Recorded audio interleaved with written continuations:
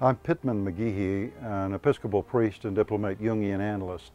In seminary, on a reading list in pastoral theology, there was a book by C.G. Jung entitled The Undiscovered Self. I read it. It was life-changing for me. As a young priest in a parish in Kansas City, I read in a neighboring parish bulletin that a Jungian analyst was coming to lecture on masculine psychology. I went. I was so enamored with him and his subject that I literally followed him home, lived with him for a week, analyzed, learned. He became my first analyst and my longtime mentor. For those of you who have not experienced Robert, you're in for a great experience of something sacred. For those of you who know Robert through his lecturing or his books, you'll be reminded of what a great man this is. For me, he's the holiest man I've ever met. Jung used to ask his analysants, what myth are you living? Mm-hmm. Maybe that's where we start with this conversation. From your autobiography and from our previous relationship and conversation, I know the myth of the wounded healer is a part of one of the myths you live.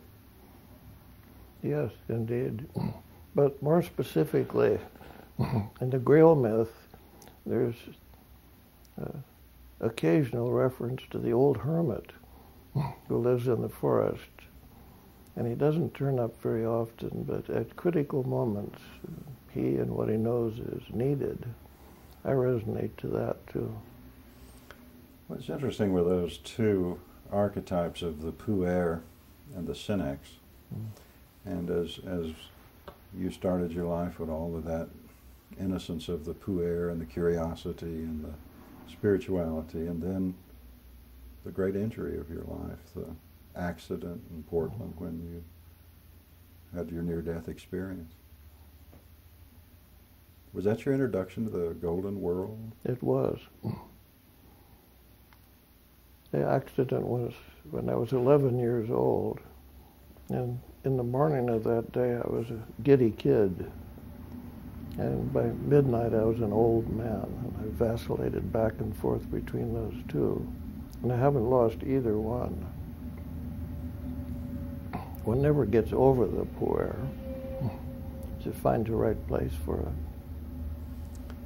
Balance seems to be a word in analytical psychology, but also in your lived life. Yes. Seeking a balance between the puer and the synex. Indeed. Between heaven and earth.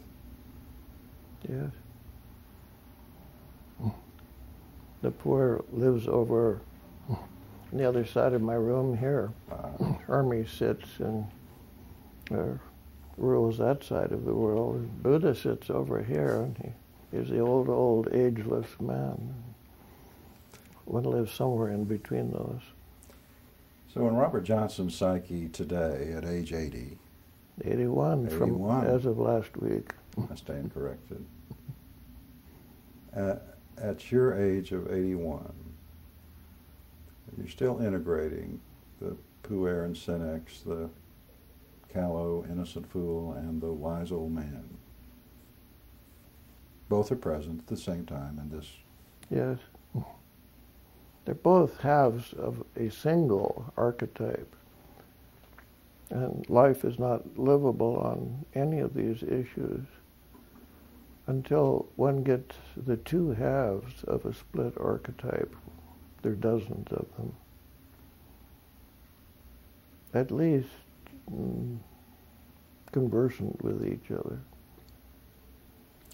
I'm aware Jung didn't exactly discover archetypes. It was he who named them and wove them into a part of the collective unconscious. Yes. The idea of ancient imprint and so forth. Can you just say something about archetypal structure in psyche and how that's influenced your own development? Well, yes. It's basic to Jungian psychology. And it's basic to all religion, whether they know it or not. Jung borrowed the term archetype, I think, from Greek mythology. Is it from Plato, I think? The idea of the idios. Yes. It's the building blocks of human structure. I think Jung has said, or he certainly would agree, that everything that he, Jung, has said has been said many times in history. It must be said afresh for us and our current mentality. So whether one is concerned with Greek mythology or the most primitive voodoo tales of Africa or whatever it is, one's working with the archetypes.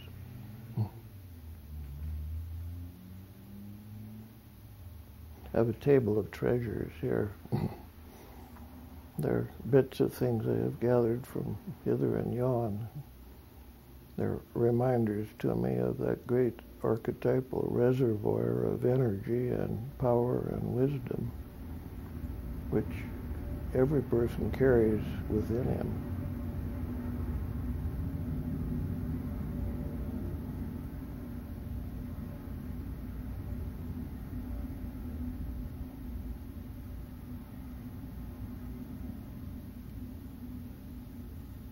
It would be a very wise man who could point out the current examples or language of the archetypal world. Where would we see that? Everywhere. But it's so hard to see what is before your very face. The movies present the archetypal world over and over again. I often don't like the form that they present, but it's there. It's interesting that the Tolkien myth is getting famous now. Maybe people are ready to listen. And that's not precisely a modern presentation of the archetypal world, but it's a powerful one. Joseph Campbell brought to the collective consciousness what we who study analytical psychology had known forever, that the archetypes make themselves known in human lives, but also in human literature, myths, fairy tales, legends. Yes. It is the psyche. We can't live without it. I had a patient once who said all this church business is just complete rubbish. It's superseded. It's no good. And I said, yeah, okay. But the old truths outside of time or outside of any date live all the time. And let's go to work and see what your archetypal structure is. He was a scientist. Okay, dug into that. We had such a good time. He constructed a mythology or a theology. And energy was the primal source. Well, where did energy come from? Well, you have to start with energy. Energy doesn't have any history. We went on and on. I was working very hard not to point out that he was recapitulating the whole psychic structure of mankind, giving it different names. But he tumbled to that one day, came in so excited. He said, I have just rediscovered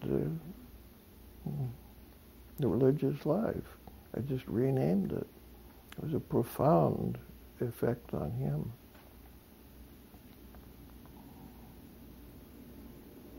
I don't know whether it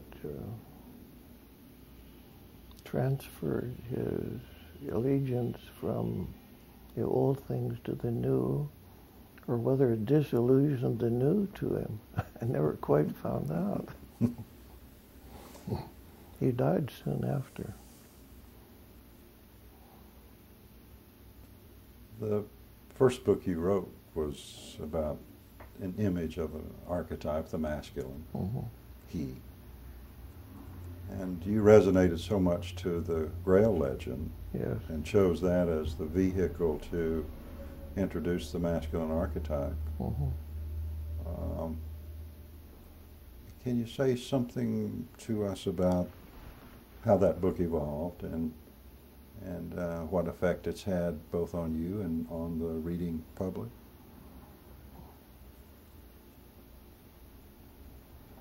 Well, the Grail myth touched me very deeply, beginning with childhood.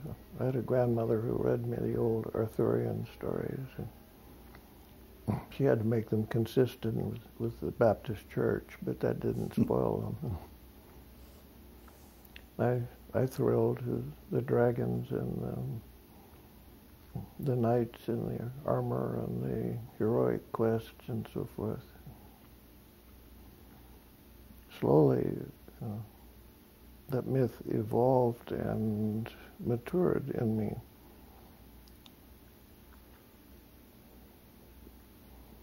And I found out that I was living the Arthurian legend.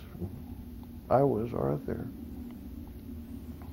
Do you remember the wonderful moment when Arthur's been spirited away so he wouldn't be killed?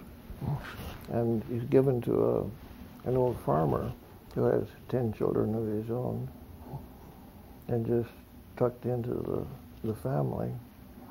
And only the old father and Merlin knew who Arthur was. So Merlin stays around,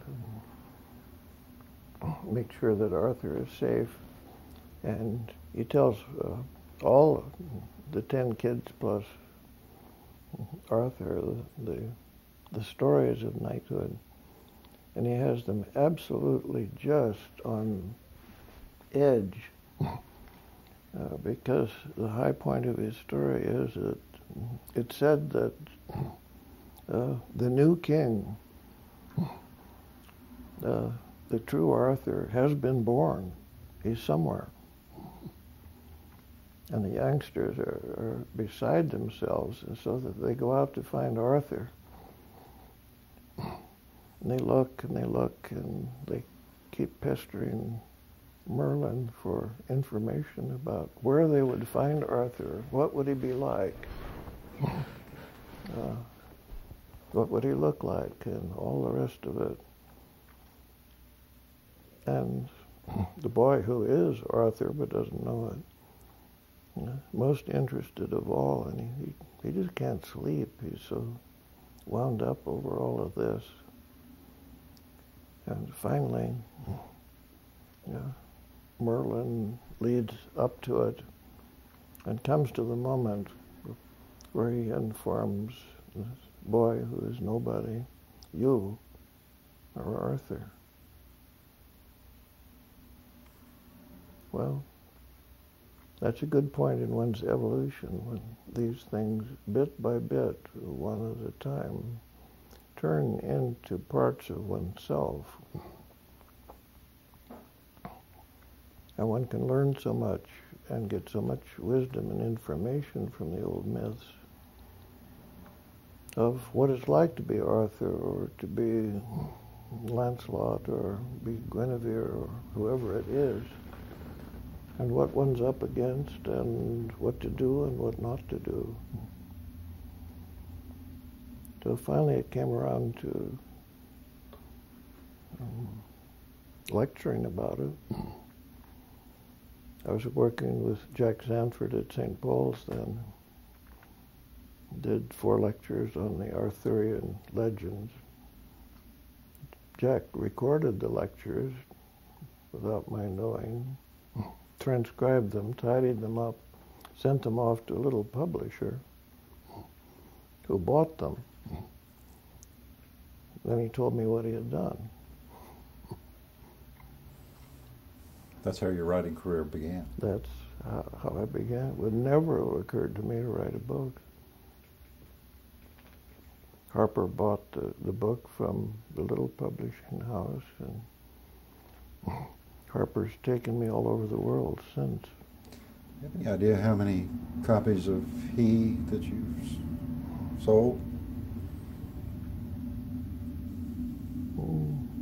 I think somewhere way back I heard that there were 250,000 copies out. And we got past the 2 million mark of all of my books. So you've sold over 2 million books. Mm-hmm. For a shy guy, I've gotten around. So the Arthurian legend, and I know you had, in addition to us owning the king and the warrior in each of us and coming to the recognition that those stories are about us and that those are archetypal images that each of us That's carry. right. You were particularly fascinated by Parsifal. Well, I'm such a good Parsifal. When I was in Zurich, I took a room in a private house, got to be friends with the owner of the house, who was a translator. And he and his wife would invite me down for tea occasionally. And they were discussing the translation of Portuguese into Polish or something or another, which is beyond me. One day they broached it. Robert, we're tired of calling you Robert. Can we give you another name? Well, all right. What do you want to call me? Well, we want to call you Parsifal. I thought that was odd, but all right. So they began calling me Parsifal. Mrs. Jung was lecturing at the Institute on the Grail myth, which was her child. Dr. Jung had agreed never to write or publish anything on the Grail myth because that was hers. But she announced that the word Parsifal means innocent fool. So next time I had tea with my landlord, I said, I bet you don't know what Parsifal means. Oh yes, we know. You'd personified that for them. Yeah, they knew. They recognized one. What's the relationship between the Parsifal legend of coming into the castle too soon and not being able to ask the question, that, and your own Golden World experience as an 11-year-old boy in a near-death experience? Absolutely parallel.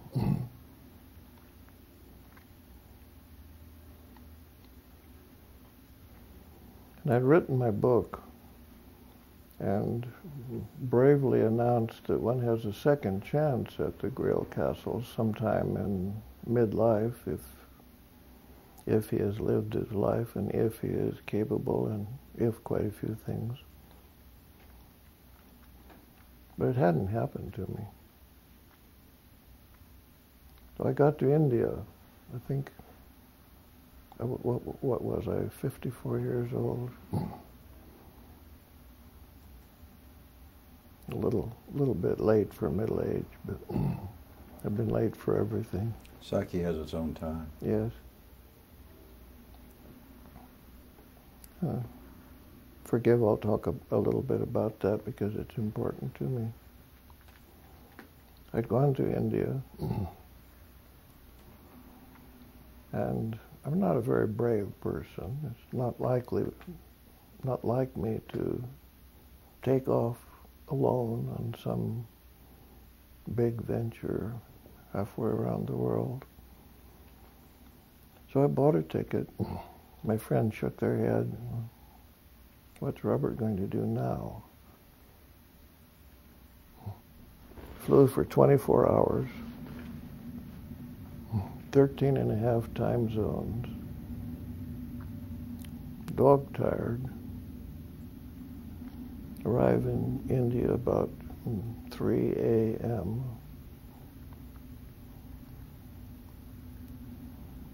My luggage is lost. I'm the last one out.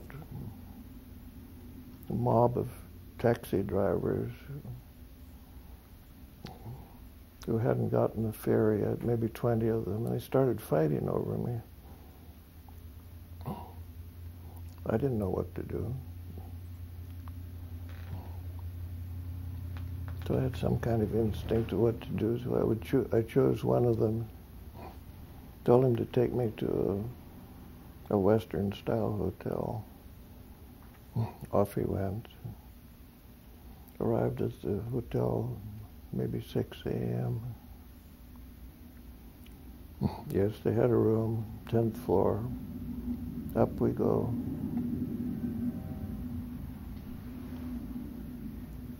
Bellboy takes me to my room and opens up the drapes, and it's just dawn.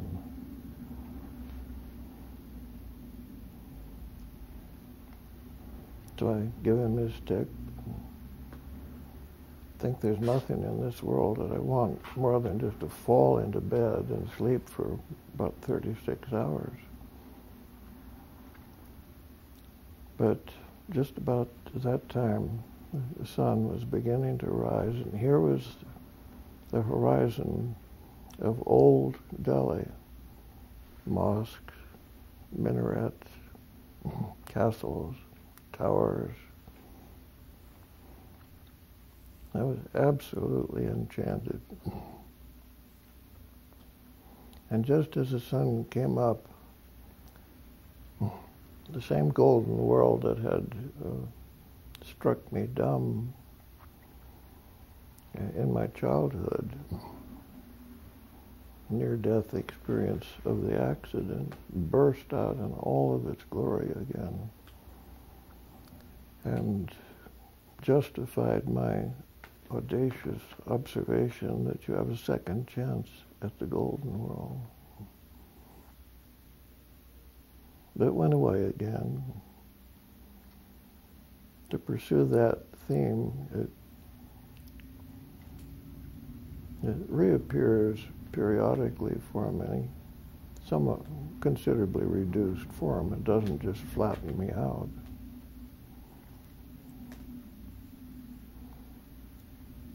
But that experience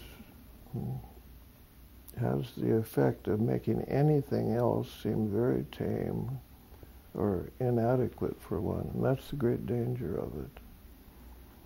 These young guys who turn up at my door these days, they're all Parsifals, and they've all been half blinded by some kind of a insight of beauty or love or the numinous or God knows what. And nothing else works for them. Nothing else is sweet or nothing else is worth it. And they'll come and sit in my chair here and say, but what shall I do? There's nothing I want to do. There's nothing worth it. The world's going to hell in a basket. What shall I do? Well, hang on until you've matured enough so that the golden world will come and have a try again. If you're still there, you're still sane, you haven't committed suicide, then maybe you can hold it that time. But that's thin fare for somebody who's suffering and hurting like hell, lonely as hell. But that's the story. From the beginning of the car wreck in Portland that pinned you against the wall and you lost a leg, and yes, the hospital story of the bleeding leg that a wise, competent nurse saved your life. Yes. They got me to the hospital, and the main artery had been severed in the back of my knee. And they sutured that up, put me in a cast, and about midnight the artery broke loose. And in a cast, so nobody noticed. And I was bleeding to death.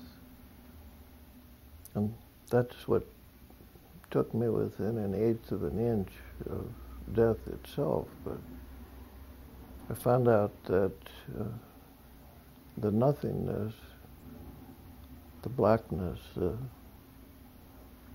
total disaster was also the ecstatic world. But that's a terrible thing to land on an 11-year-old.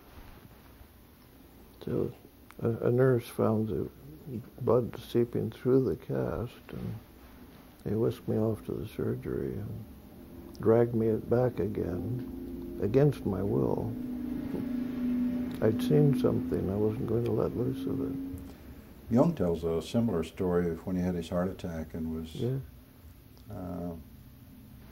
was instructed by someone that he had to come back to the world of boxes. Typical. Yeah. He didn't want to come back either. No. Why do you think you came back, Robert? What were you brought back for? They dragged me back.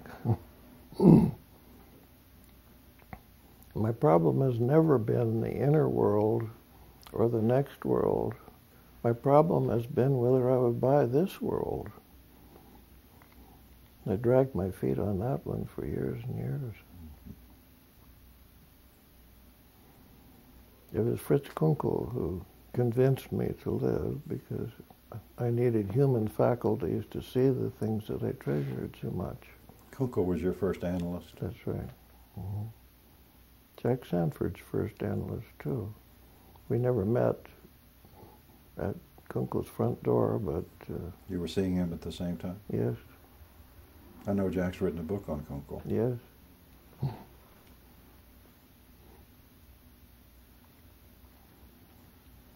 And Jung proceeded to teach me some more about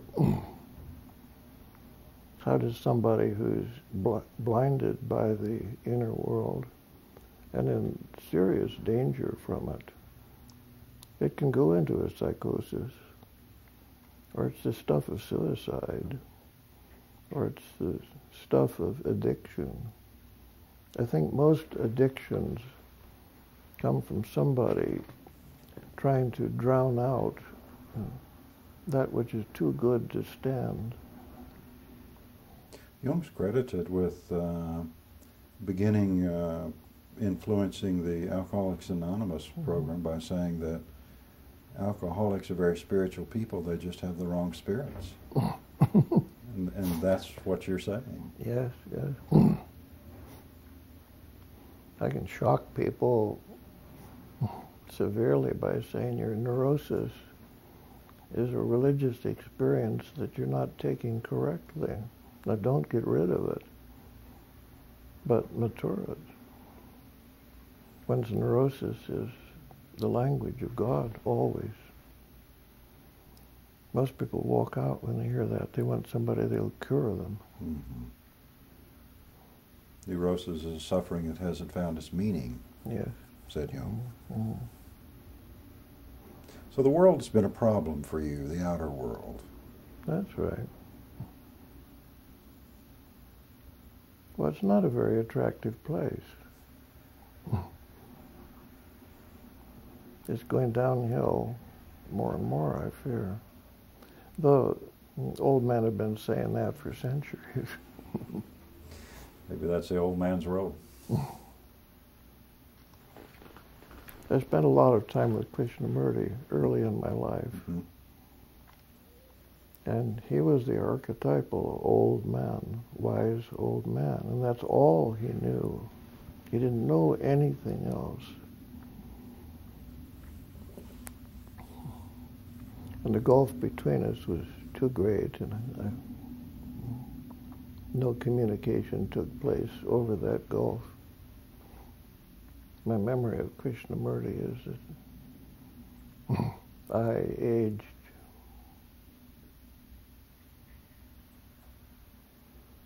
I don't know what I was, 22 or something, sitting in my chair, desperately needing a father, desperately needing teaching, desperately needing to belong somewhere. And this beautiful old man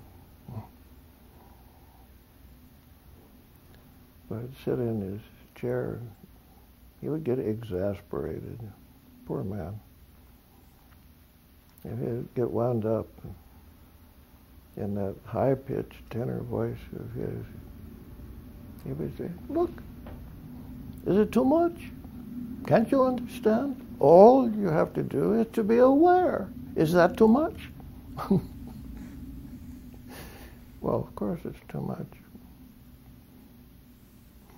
For years I thought I was just too stupid to understand, and there were lots of other people around shaking their heads, yes, yes, yes. And I slowly found out that nobody else could climb that vertical wall either. Eastern teachers tend to do that to Westerners. And no matter how valid the Eastern teacher is, he's likely to bring his student to a vertical granite cliff and say, "Climb." And a Westerner can't do it. So I was getting worse and worse, more and more lonely, and my neurosis chewing at me. So I left. A friend bundled me up, took me to Fritz Kunkel. He was a good therapist. He began where I was, and I took hold then. Is that your first introduction to Jung? Yes, well, I've been reading some Jung, though there wasn't very much in English, and no von Franz to write intelligibly for us. I think there's only one book in English from Jung, Secret of the Golden Flower, which is about as indigestible as Krishnamurti was. Well, we are beginning to discover the threads you talk about. Yes, yes.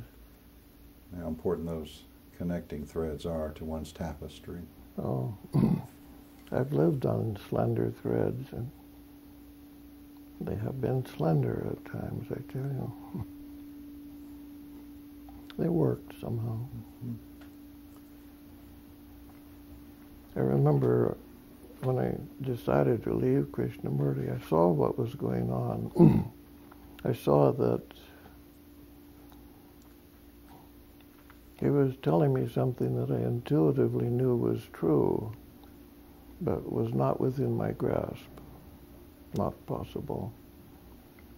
I remember the day I was in an orange grove, and I remember the slant of the sunshine. And I swore if I ever got old and wise, very unlikely, I would never do that to people. So I remember carefully when young people come, don't blast them with something that they're already choking on. So how did you get from Kunkel and your first analytic work to Zurich? That required several slender threads, smaller than spider webs. My one criticism of Fritz Kunkel was that he didn't warn or protect me from inflation. He never spoke of such a thing. And I immediately began feeling better, and my dreams were flowing, and I was getting excited, and energy was flowing in my bloodstream. So I promptly inflated. Oh, I'm a really great guy, you know. I now know something. Yes. I'm still embarrassed if I meet somebody rare these days who knew me in those days, because I was a complete jackass. A happy one, but so I decided I've always wanted to go to Europe. I'm going to Europe. So I 1948. Tickets across the Atlantic were just almost impossible. Most of the shipping in the world was at the bottom of the sea. But I found a ticket on a freighter, flew to New York, got on the freighter. There was a war scare there then. It looked as if Russia might just walk across Europe to the Atlantic Ocean. And I understand later they could have. Somehow they didn't. But there was a scare, and most of the people on the ship just got off. They delayed the sailing for 2 or 3 days. Very few people left on the freighter. It was a converted troop transport, not converted in any sense. So I was sitting on the hatch cover of a converted troop transport and preening myself and patting myself on the back. Life's good. I'm going to Europe. Well, whistles blew and ropes were tossed off and the gangplank was hoisted aboard. And when the ship was just too far from the wharf for me to jump, my inflation collapsed. It collapsed like a balloon that had been pricked. All in a moment. In its microseconds. I'll never forget. I was thrown into just a complete panic. Inflations do that. Psyche compensates. Yeah. I went from being absolutely nobody. I remember a dream I had when I was working with Dr. Kunkel that I was such a despicable person that I lived in the sewers of Los Angeles. I was managing okay, but all alone and somehow functioning. I was walking along and somebody flushed the toilet in the YMCA and right down on my head. I took the dream to Fritz Kunkel and I said, look, you have to tell me there's no hope. With a dream like that, what hope can you have? I think I was in tears. And he says, on the contrary, you were baptized. Now you will get better. Oh. So, but without some help, and I probably would have done it anyway, but I went from there to sky high. Just, I know a way now, and I'm cured, and I'm happy, and I'm somebody, and I went to as dangerous a state on the opposite side of the teeter-totter. So you were deflated on the boat to Europe? Yes, but that the too low led to too high, which I think is inevitable for most people. Brains would help, but not always. And I was so scared, I couldn't function. I remember not eating for 10 days. On the crossing, I said I was seasick, but I wasn't. What am I going to do? I don't have much money. Ship's going to France. I can't speak any French. What am I going to do? And barely pulled myself together in 10 days at sea and began to function. So slender threads like that were taking care of me, and still are. They're a little bit thicker now, but not much. I'm fascinated by the fact that you got to Zurich in a most unpredictable and unexpected way. Another slender thread. Yeah. I made friends with a young fellow in somewhat the same predicament as myself on the ship. So we went to Strasbourg for a music festival. It was a wonderful time, a delicious month of music. France's first effort to pull itself together in the way of a festival after World War II.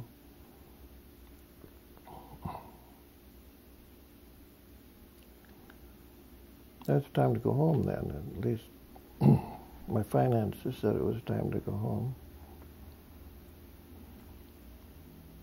But I got an idea in my head that, look, I'm only 3 hours from Switzerland.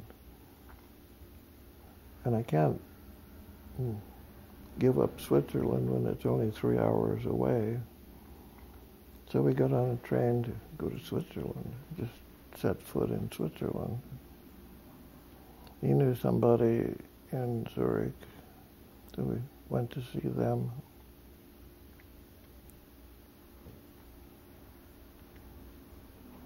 They were good friends of Yolanda Jacobi, one of the principal analysts of the Young Society in Zurich.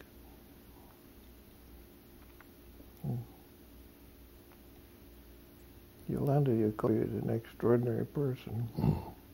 She's a Hungarian Jewess, wildly extroverted. It was she who had pulled the Institute together. And Jung said, that's not the way to do it. If you want to be stupid enough to set up an institute, you go ahead, but I'm not going to set foot in it. So she was plowing ahead. Well, the friends insisted that I go and meet Dr. Jacobi. For what reason, I don't remember, or maybe there was no reason.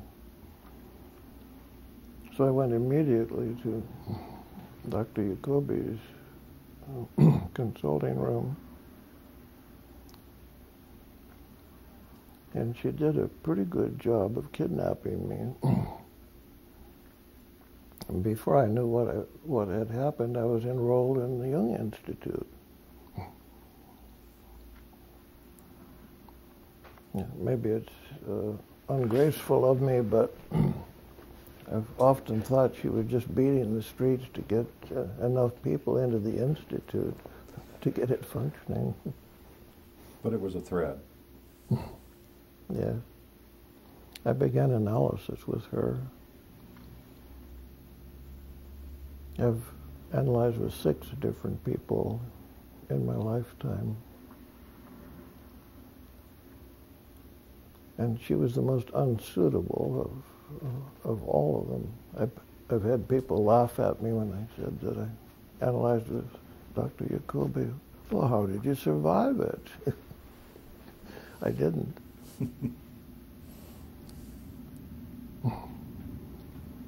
The classes had started, and I was liking what I was hearing. And scratched around and got enough money to, for the month at least. I had a very big dream, just a huge, great archetypal dream. One of these nodal points in one's life that are so important if one can hear them.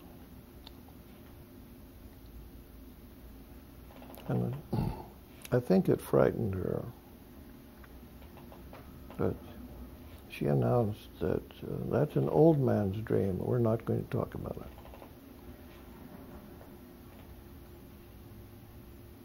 Well, the hell with you. So I walked out. She used to conduct her analytical hour pacing. She'd walk. Like watching a ping pong tennis match.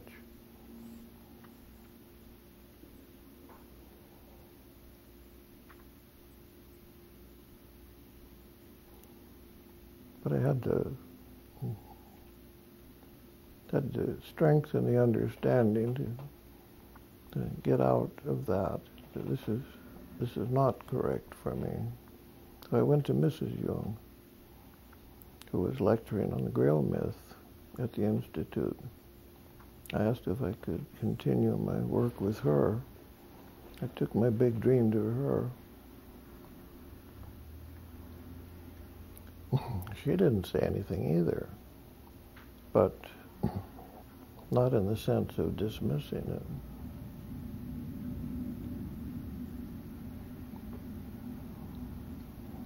So she talked the dream over with Dr. Jung that night, and he phoned the school the next day.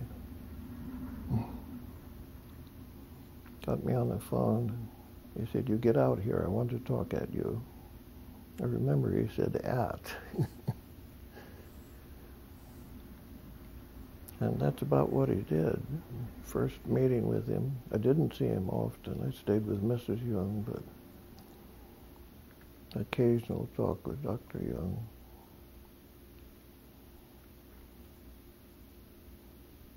He was just in the midst of his last books then. Didn't want to spend time with school or many patients. But he told me what the dream meant. Is this the hooded snake dream, Robert? Not the hooded snake, but yeah, you're thinking of the right one, yes. Yeah. He made it clear he didn't want me to interrupt him. He told me what the dream was about. He told me who I was, what I was good for, what I was not good for.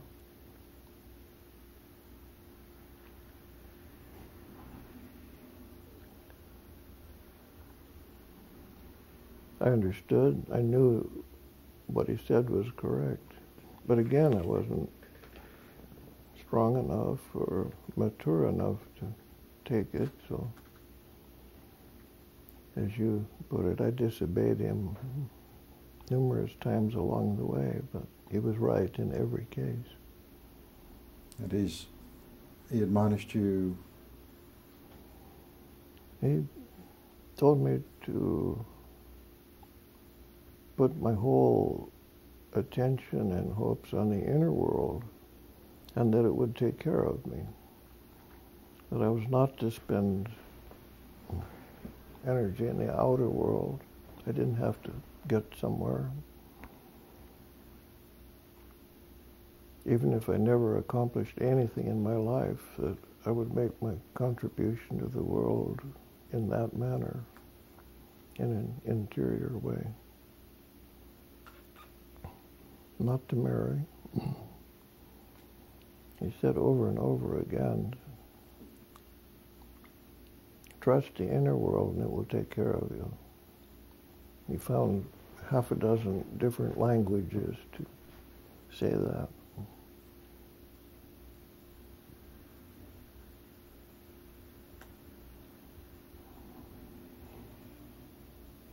I've worked on that dream all the rest of my life. And it was 35 years later that had a sequel which finished the dream or took it out of the cliffhanger which it stopped with and brought it to a conclusion. I wish so much Dr. Jung could have heard the sequel. What was he like? What was it like for you experiencing C.G. Jung? First time I'd ever seen him. There's this big man. He wasn't as old as I am now, but close to it. This was 1948. Big man, big voice, gruff man. He was famous for being hard on people. He wasn't on me. He knew I couldn't take that. So he was immensely kind to me. And his greatest gift to me was that not only did he speak English with me, I didn't know German, but he spoke my typology with me. He spoke my introverted feeling character to me. Used language which would be appropriate for that. And treated me in that manner. It was only later when I saw him in a public situation that I found out that he himself was quite a different person from that. I resented that. I was just basking in the fact that here's somebody just like me, only older, wiser, more intelligent, but exactly like me. Of somebody I can identify with. But when I saw him in public, I saw that he was somebody quite different. It took me some time to find out that he had been giving me the gift of containing his own personality to meet mine. I made another vow that insofar as I could do such a thing, I would do that for other people.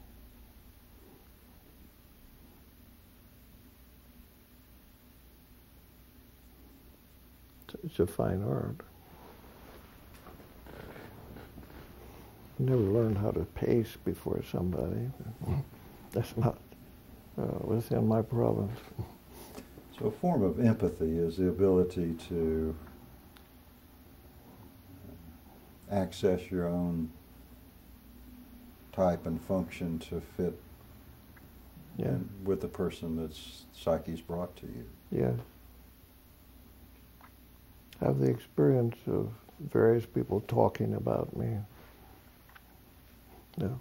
Come and report utterly different stories and want to know which is correct.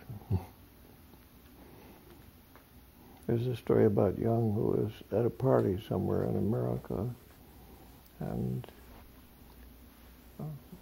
two people came to him. They'd both been analyzed by him. And she said, "Isn't it wonderful? You won't make a move without consulting dreams." And he said, "What are you talking about? We never talked about a dream in the whole time we were together." So they set to quarreling. They went to Dr. Jung and said, "No, what about this?"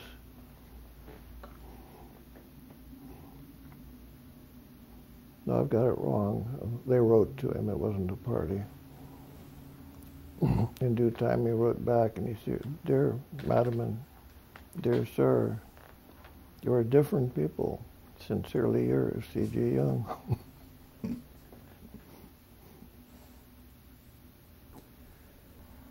When you wrote She, did you plan the trilogy of He, She, and We, or did they evolve? They evolved, and it was the publisher who named them, to my embarrassment. You chose the Psyche Eros myth for She. Yes. And why so? To me, it's the most intelligible and the most coherent of the feminine stories that could parallel the Grail myth for masculinity. I'm embarrassed at probing into feminine psychology like that, but if I stayed close to the myth, I felt reasonably safe. Feminine psychology is very different from masculine. Not very many men are coherent in that language. And not very many women are vocal about it. Women's mysteries tend to stay mysteries. I'll tell you a funny story on that score. I'm good friends with Alan Jones at Grace Cathedral in San Francisco. His mother-in-law was Madame L'Engle, who has published a great many books and held in high esteem.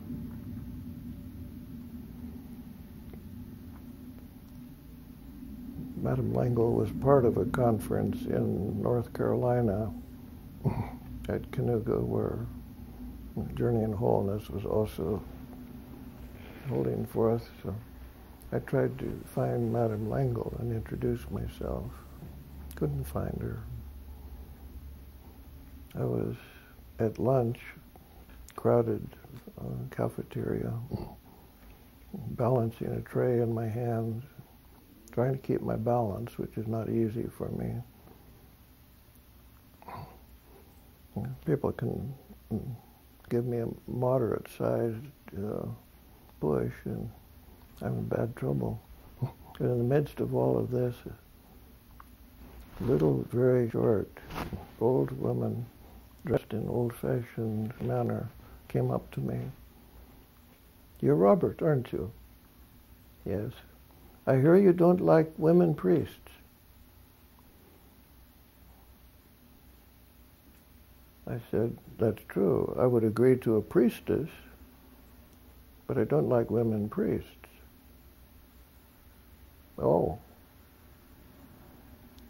And what would a priestess do that a priest doesn't?" And here I am tottering around and not prepared for this in the least. I said, "Well, I don't know. The tradition has been broken. But I'm sure she would do it at midnight in the crypt." That offended her so much she turned around and walked off, and I've never seen her again. So we're back with archetypes and the masculine and the feminine. Jung chose the Latin for soul, anima, and animus, to talk about those contra-sexual archetypes. Yes.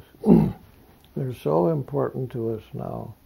One can't make her way through the modern world without understanding anima and animus. The man with his feminine side, the anima, ruling so much of his personality.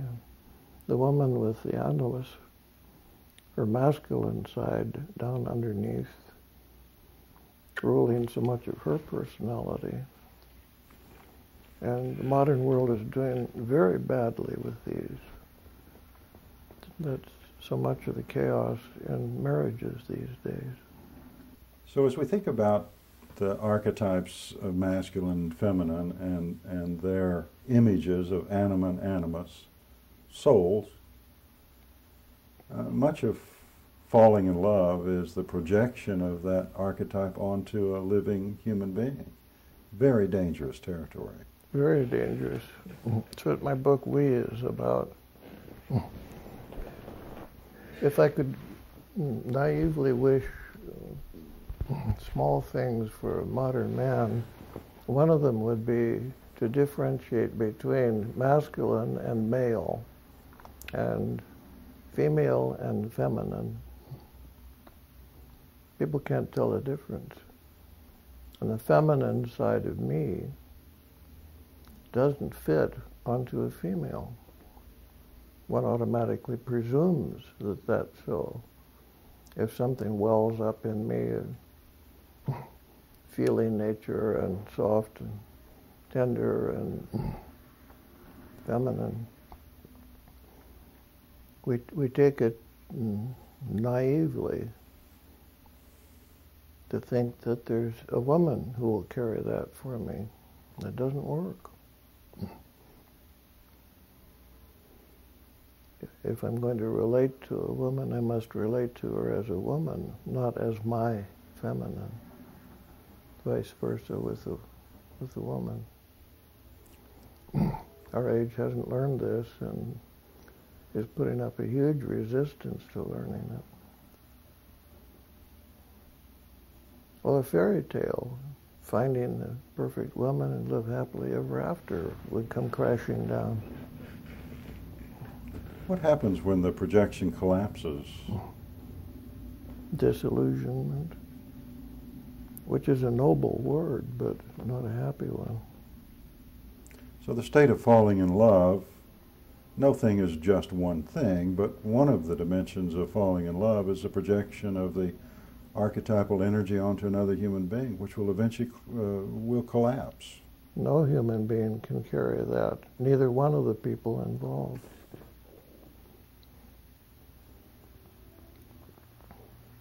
Yet people keep trying, second time, fifth time, find somebody who will carry that expectation.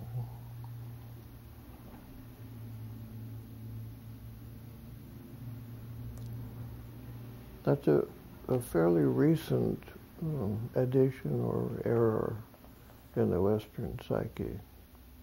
Romanticism, the putting of an archetypal structure on a human being.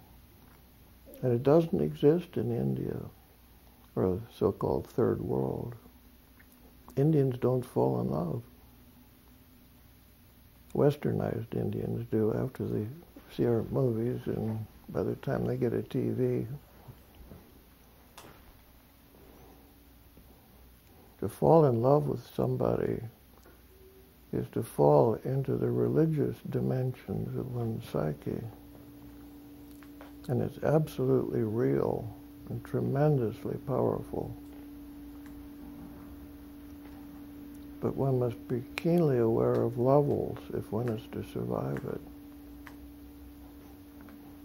You ask some human being, person to carry that for you, and she can't. They'll try, but it's not possible to be a living, walking archetype for somebody else. People put the archetype of the Savior on the priest.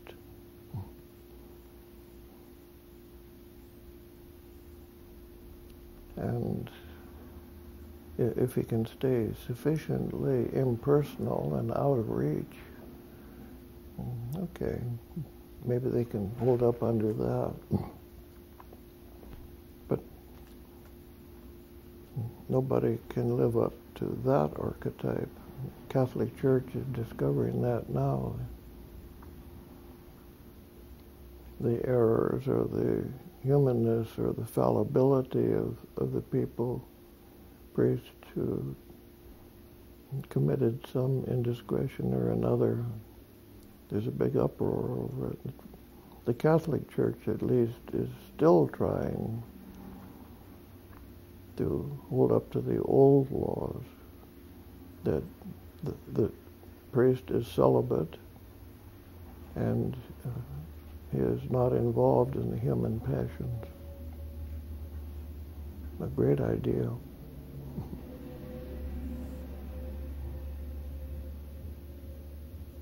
People sometimes try to make a saint out of me. If I can escape fast enough, they can keep it going so long as I'm absent. I think it might be a stage that one goes through, wakes one up to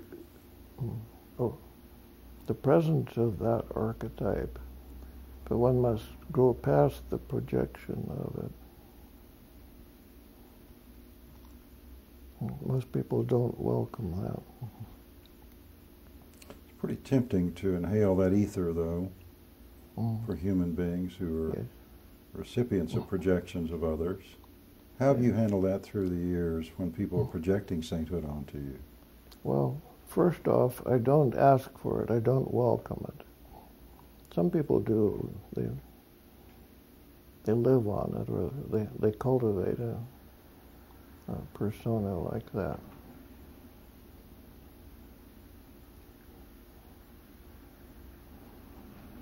And if there's a discussion about it, I would say just what we're saying now, that, okay, the projection is true, but it's not true on the level that one is trying to make it true.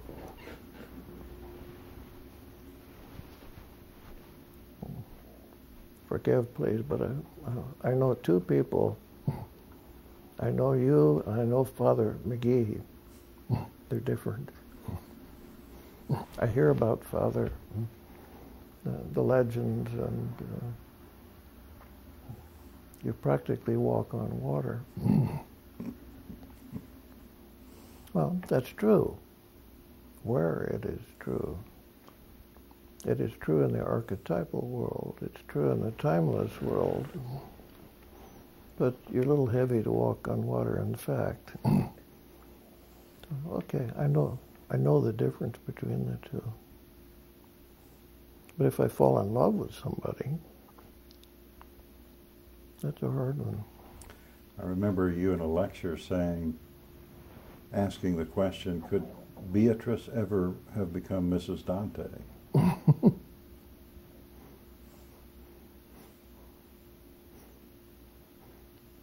had a patient once, a minister, and he had fallen in love with his secretary. I did a quick course in differentiating of levels with him, and he understood. A man of high integrity. One day I went out to the waiting room to get my patient, and there was a strange woman there, and not the man I was expecting. She announced that she was Mrs. so-and-so. Oh. So I took her into the consulting room, and she sat down, and she said, I have come to announce to you that I am not willing to be Mrs. Dante. Well, he and I had been discussing in these terms. Well, by the end of the hour, I had convinced her that she was Mrs. Dante. She was the man's wife. 3 children. And she was not la femme inspiratrice, as the French would call it. She was an intelligent and person of high integrity. So we got some things settled on appropriate levels. They all survived. It's a powerful projection. Probably the most powerful that a modern ever experiences. Mm-hmm. And it is his religious life. What he does with it makes or breaks his connection with the interior world. Jung defined the anima, the feminine side of a man, which he so handily puts on the girl, as the intermediary between himself and the interior world. We've somehow got it skewed around into trying to make her the intermediary between oneself and the outer world. Men go around trying to house their anima somewhere, and generally make a donkey of themselves doing it. They only have human beings to project onto, and nobody can carry that. No. Well, people try. The movies are still busy at it. Mm-hmm. All you have to do for a bestseller is boy meets girl and live happily ever after. There's a curious thing going on which nobody's understanding very well, me included. The dilemma of the gay world. I'm tentatively of the conclusion that when a boy falls in love with a boy, He's put his anima on that boy.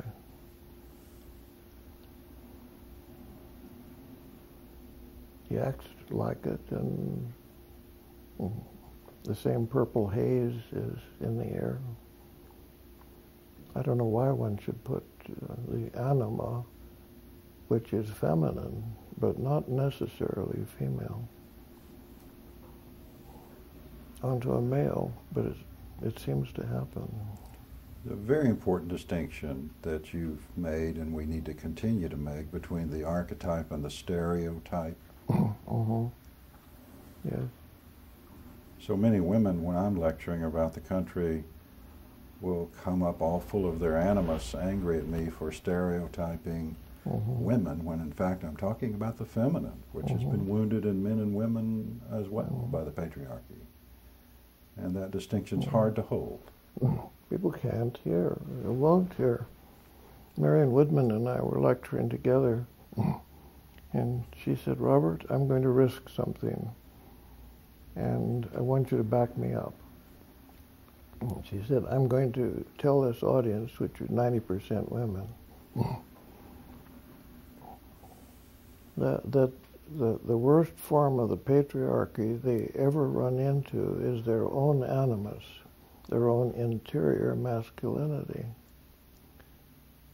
And I said, "Well, I'm glad it's you saying it. It'd tar and feather me if I said it." So the afternoon went on, and the hall was absolutely full. It was hot, and we were all tired. It was late in the day. She said what she had to say, but it was in the middle of a paragraph, and nobody heard. I considered jumping up and making a loud noise and saying, "Did you hear what she just said?" But I didn't risk it.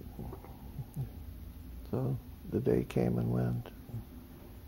But that's true. The worst patriarchy for a woman is the interior one. I think the greatest threat to feminine consciousness is the patriarchal female, which is a female overwhelmed by her maleness. And our society is all geared for that. I had one for a mother. She was an extroverted sensation Amazon in that typology. You wrote a book about femininity gained and lost, regained.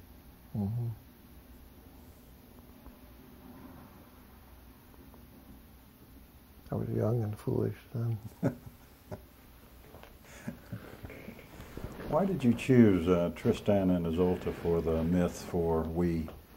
What else? That's the myth for relationship for our time. And it's the only myth of all the great myths that ends disastrously. There is no solution to the Tristan and Isolde myth. And that doesn't bode very well for us. We need to complete it or finish it out or I don't know what, but that myth says exactly what men and women are up against with each other now. One detail of that myth, which took me some time to discover and more time to come to some terms with, is the fact that early on in the myth, when Tristan and Isolde are spending time together and they have paid the price and they have established their right to be together, and they have to break it up over and over. Lovers' quarrels. It is so big, it is so high voltage, it is so powerful that they can't stand it, so they have to manage to break it up. And people do that so frequently. Household will be going on pretty well. Somebody will throw a monkey wrench in the machinery.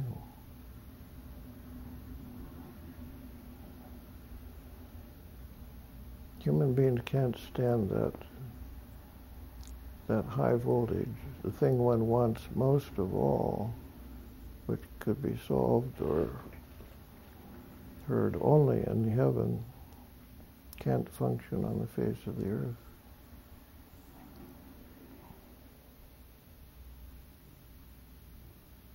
And the logical thing to do is to put it back in the church. But people don't seem to be able to do that. You say put it back into the church? Yes. It's one's religious function. And there's all the mechanism in the church for receiving it.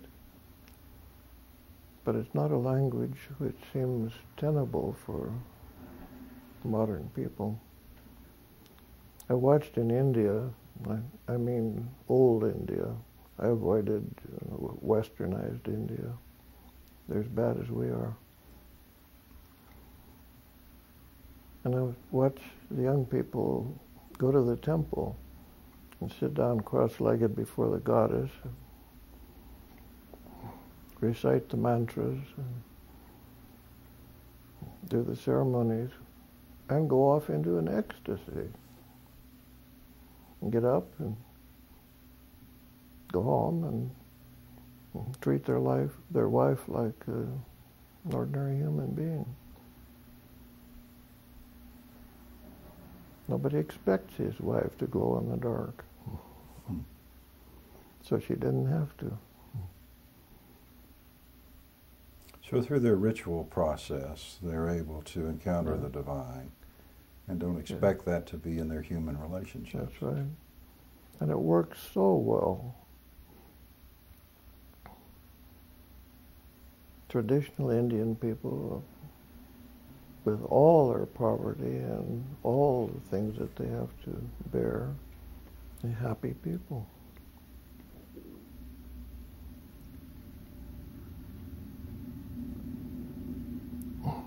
We've got our levels crossed. It's as simple as that. I'd like to write a book on levels, but it doesn't have a language for it.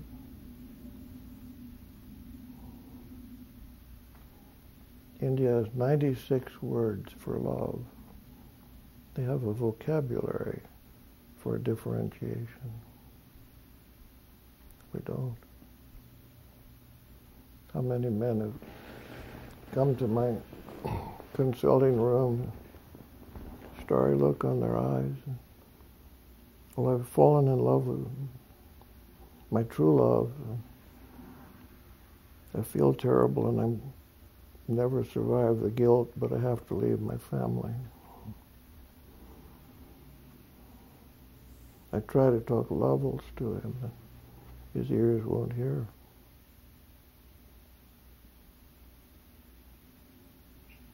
In love is the divine madness. I have an analyst friend who says falling in love is the only psychosis not in the DSM-4. There's too much numinosity for the ego to handle. Is that what you're saying? Yes. Needs a container, and marriage is not an adequate container for it, though we try. Somebody quite a while ago said the ego is soluble in 3 different things: love, madness, and alcohol.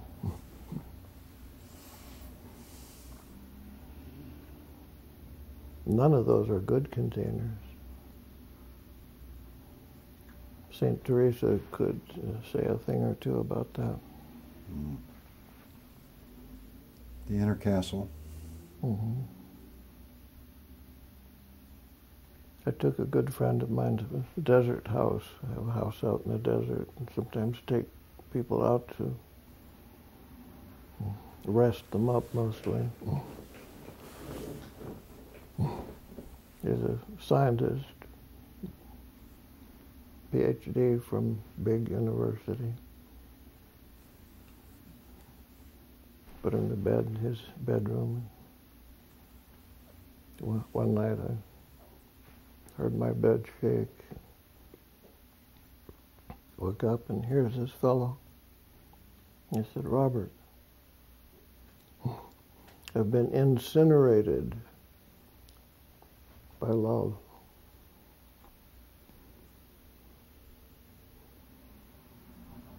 He had.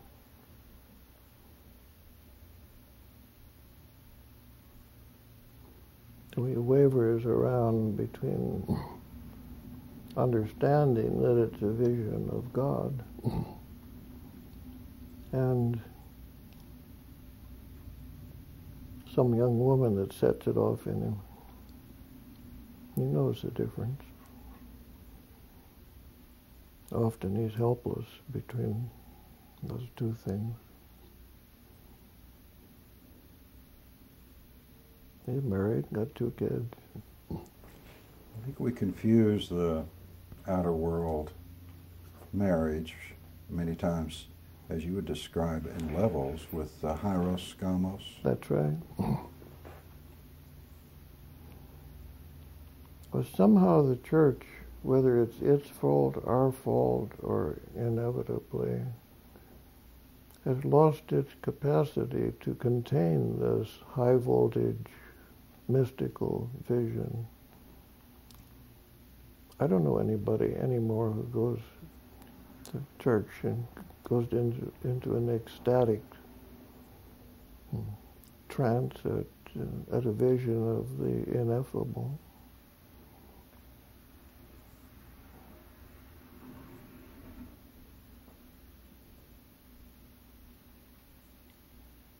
Don't know what to do practically about this.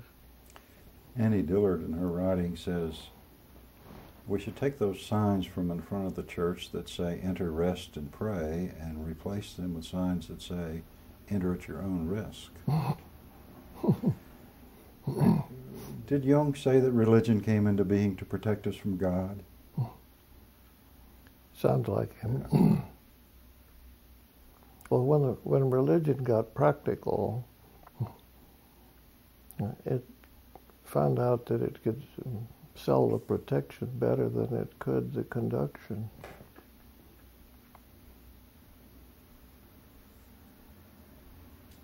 I know from your tradition you were raised Christian and have worked with many, many Christian clergy. You were at a Christian monastic monastery at one time. Yes. Do you consider yourself to be Christian still, Robert? Yes. In a profound way, and it grows deeper and deeper, and it goes more and more Catholic. In this sense of universal? Well,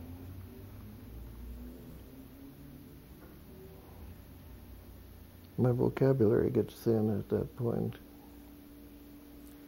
You're not talking particularly about Roman Catholic? No. Catholic in the sense of inclusivity? Universality? Basic, say. But then a fundamentalist would say the same thing, and I'm not saying that.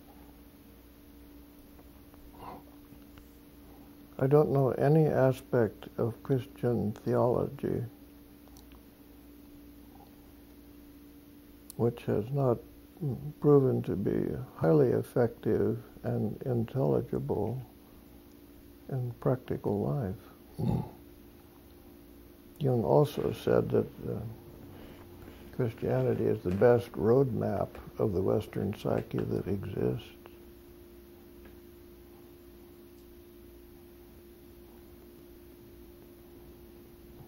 Poor Jung had so much difficulty with his Lutheran pastor father that he remained rebel for much of the time. And Joseph Campbell was in school when I was there. And he was an ardent Roman Catholic at the time. And much more outspoken than most people certainly more than I. The general atmosphere in the school was, if you're still going to church, aren't you through your adolescence yet? He resented this. He'd come in the morning and with that big resonant voice of his would say, "My, but Mass was fine this morning." People would shudder and would look away. It crashed for him later on, and he got very angry with the church.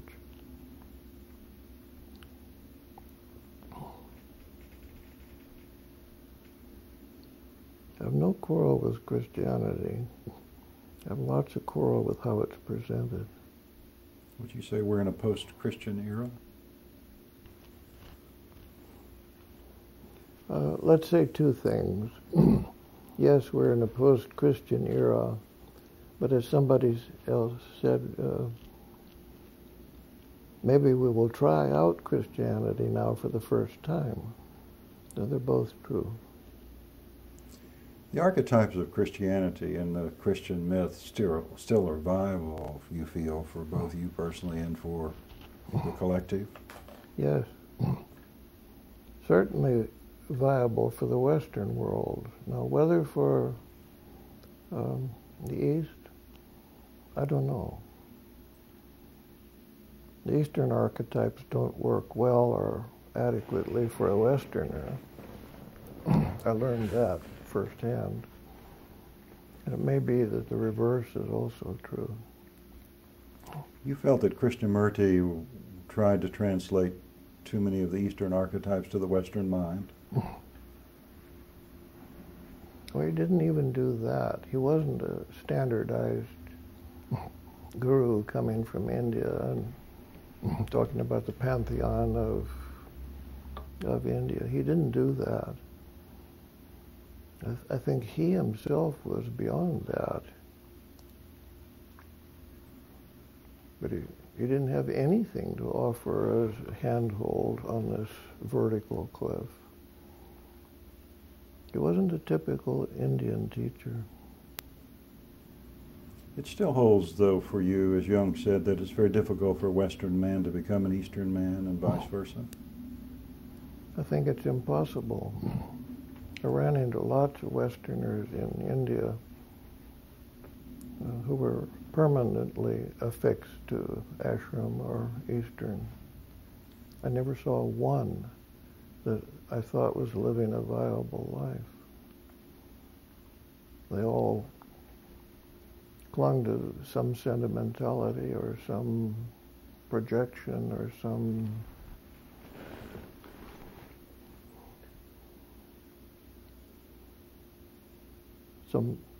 basically untenable life.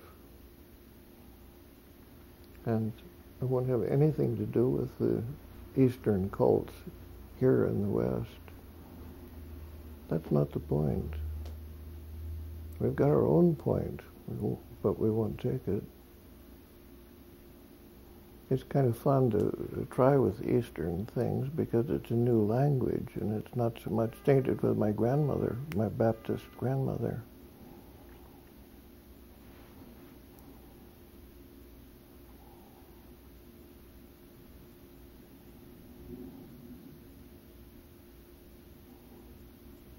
I doubt if Orthodox Christians would find me a Christian, but I think I am. If Christianity is still a viable myth for Western culture, I've heard you say that literalism is idolatry. Yes. And that has, in some ways, trivialized our myth, has it not? By turning it into idolatry, it exteriorizes it and depotentiates it. I was walking on the streets in Minneapolis one day. I'd gone there for lectures, and I was walking home from Alan Whitman's church and minding my own business. I can't say I heard words from heaven, but that would be the best way I could describe it. I heard interiorly, but the only recourse I have is to talk about the words of it. Now look, make up your mind. Either everything is the body and blood of Christ, or nothing is. Now make up your mind. Well, I didn't fall flat, but I wasn't far from it. And I knew instantly, on the spot, if I come to the conclusion that nothing is the body and blood of Christ, I'm finished. There's no way to live. But to take everything as the body and blood of Christ is beyond me.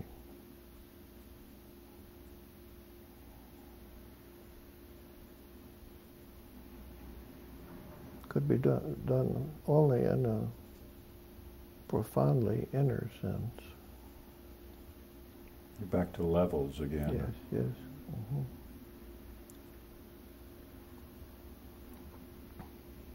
I think if one went to Mass and heard and was touched by the drama which is being portrayed to one, one would be flattened out. Stagger out of the church profoundly touched.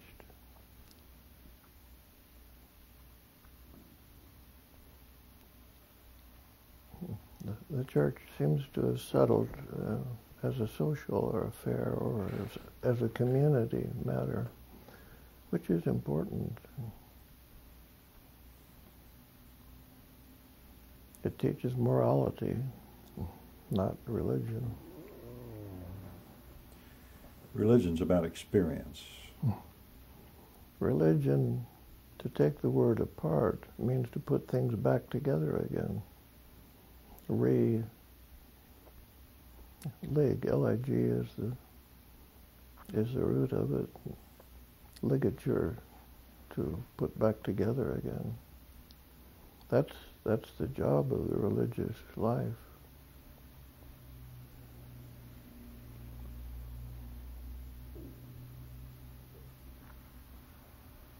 I think still in my life, if I found a good, honest monastery or ashram, I would go. I've given up trying.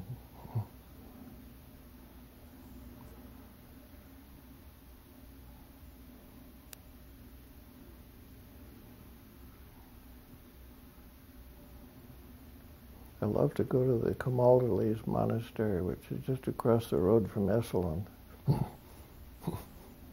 They make a good pair of opposites.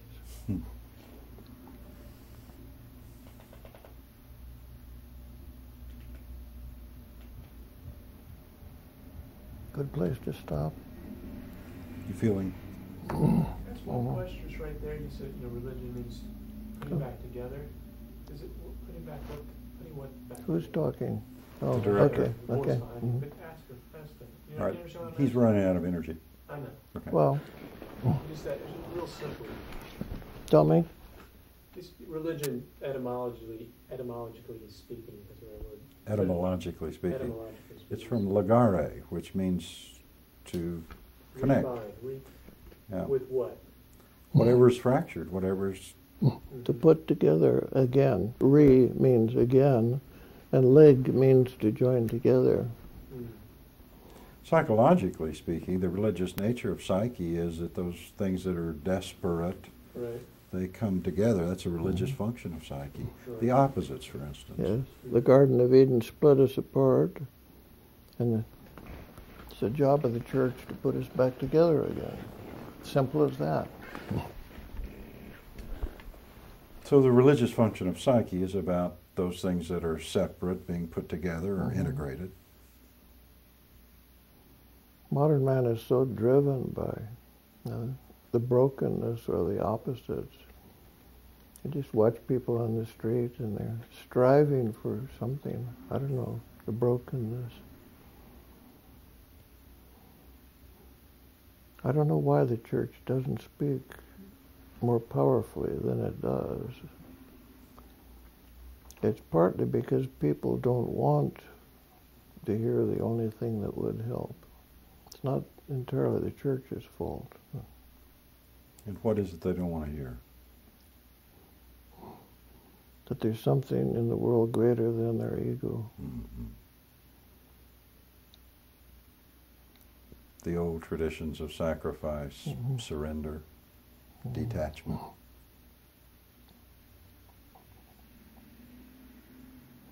I'm sick of the old stereotype 19th century Irish priest who gets up and harangues about suffering and sacrifice and so forth.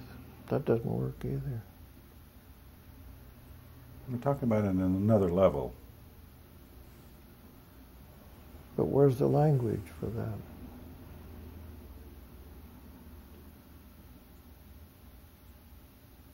It's in the sacred story, it's in the myth. But we hear it and we literalize it or concretize it. It is.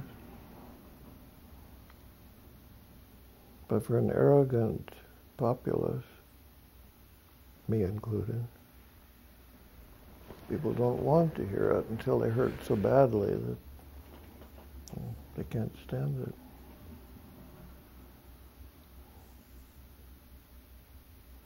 If a suicide came to my consulting room, I would jump up and down and cheer and say, "Great, it's absolutely correct. It's the right thing to do. Just don't damage your body doing it." Something needs to die. Levels again. Yeah. Robert, let's talk more about the golden world. You got that term from Mircea Eliade? That's right. We are venturing into a subject which is poverty-stricken in the English language. I don't know any terminology for such things as that.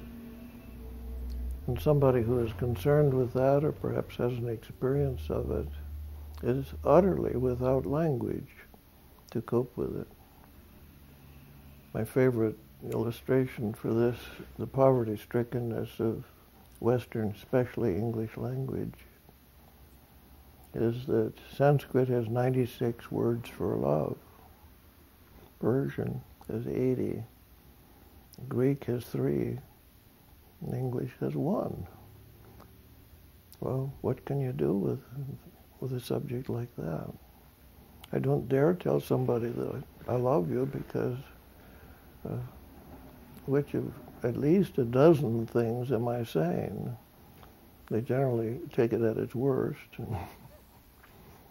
So that word is stricken out of my vocabulary. It's just not usable. So when a new faculty is ready for differentiation, I'm talking about an individual now, it often turns up that one must make a differentiation that one didn't have before. An example in my own life, sensuous and sensual. I didn't know there was any difference between the two until my own development demanded a differentiation, and then I got to work, and those two words mean two different things, close but different. Sensual means bestial or rough or rude or primitive.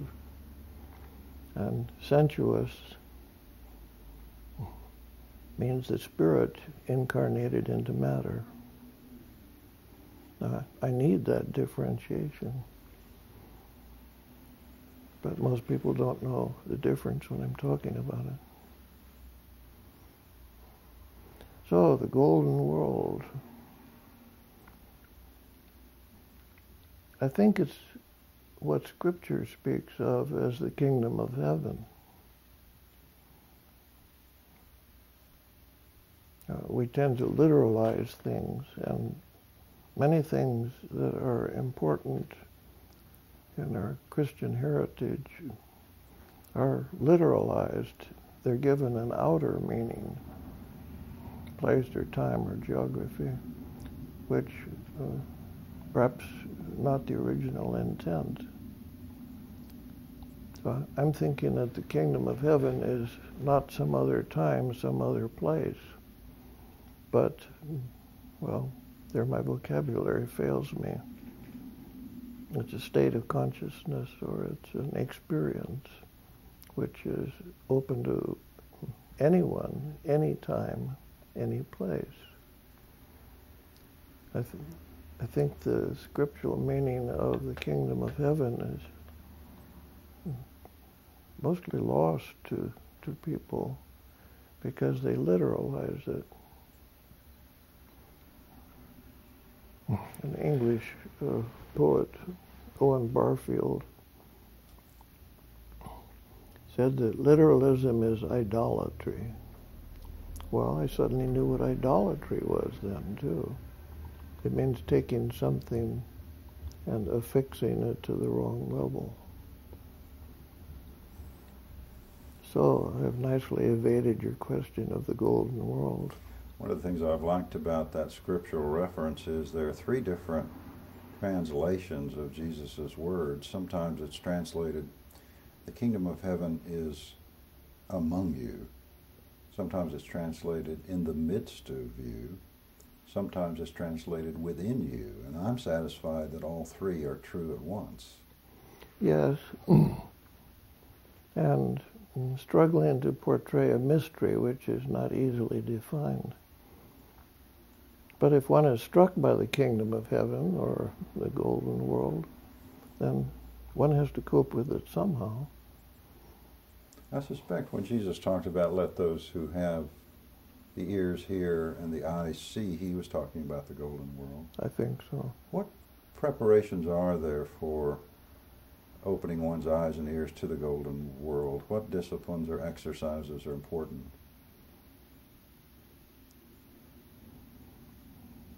Well, I'll lapse into Hindu theology on that subject. The preparation for the kingdom of heaven or the golden world or the beatific vision, that's another word for it.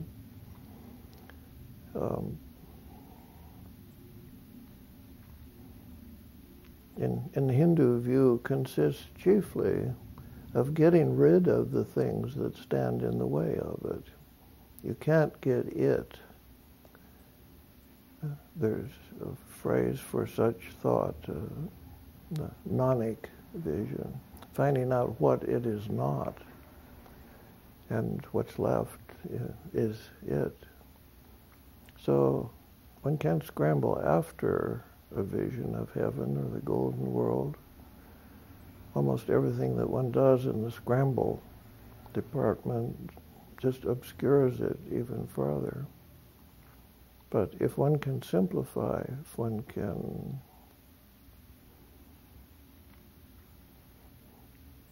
get closer to the primal source or force, that's about all one can do to aid one's experience of the golden world.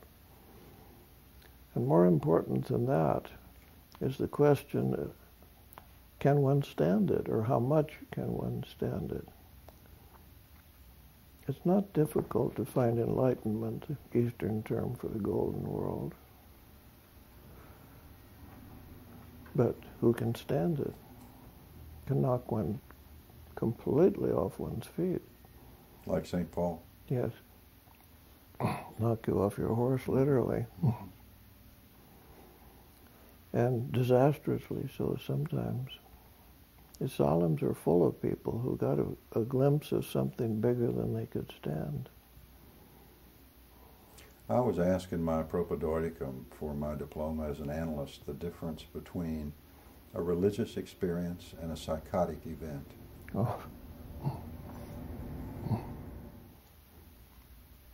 One's capacity to stand it. Jung liked to point out that Nietzsche failed it.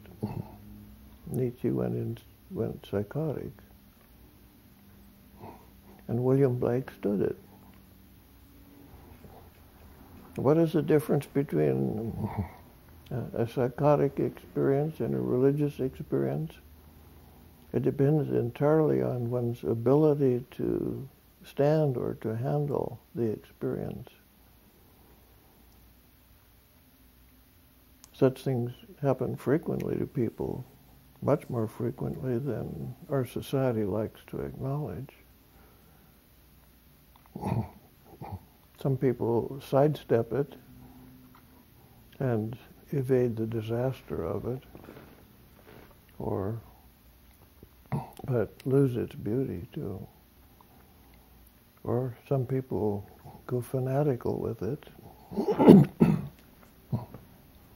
have to go out with their sandwich board on the street and proclaim the second coming of Christ or some such thing. But if one has the psychic strength to take it, it can be a religious experience of tremendous power. Jung liked to point out that Nietzsche failed it. He identified with it. Jung liked to point out the point in Nietzsche's poem, Thus Spake Zarathustra, where Jung thought that Nietzsche lost the battle. At one point, Zarathustra comes to Nietzsche and insists that he take a frog and swallow it. The frog being earthy, gooky, uninspiring reality. And Nietzsche tried, but he choked on it and spat it out. I forget what he said, but none of that stuff for me. And Jung felt that Nietzsche lost the battle at that moment because he wouldn't take the earthiness of life. He wouldn't take the just stuff and boredom and mundane world. Jung liked to point out that William Blake, having been offered much the same strength or power of revelation, painted it and wrote it and related intelligently to it without identifying with it, and thus became a great artist. And Jung once said that William Blake went farther into the collective unconscious and lived to tell the tale than anybody else that he knew. Jung pointed out on the same subject that William Blake kept a very humble and ordinary and human life. He married, and he earned his life as an engraver, earned his living as an engraver, and wouldn't live in London, lived in a little village. Jung said William Blake saved his sanity in that manner. So the answer is, who can take it? It's important, if we're going to talk about the golden world, to talk about the dark realm, the shadowy, the primitive. I'm thinking, as you were talking about Joseph Conrad having Kurtz going up the river and not being able to come back. Mm-hmm. Francis Ford Coppola popularized that story with Apocalypse Now. Yes. Well, language betrays us because the golden world is not all light. A true vision of the golden world contains as much darkness as it does light, but we have no terms for such a thing as that. Long years ago, before World War II, Life magazine got some new color printing presses going, and they had a wonderful exhibit of their 10-color printing. And they showed what each of the printing, apparently the paper goes through 10 different presses to get the final gradations of color. And 9 of them were the color. And they said, now watch, there's no black yet. So the 10th one had added the black, and the 10th one sprang into life and had a dimension to it that all the color ones, however complete they might be, didn't have. That's the best example I know of the fact that an experience has to have its dark side or it has no completeness. Well, the golden world is an inadequate term.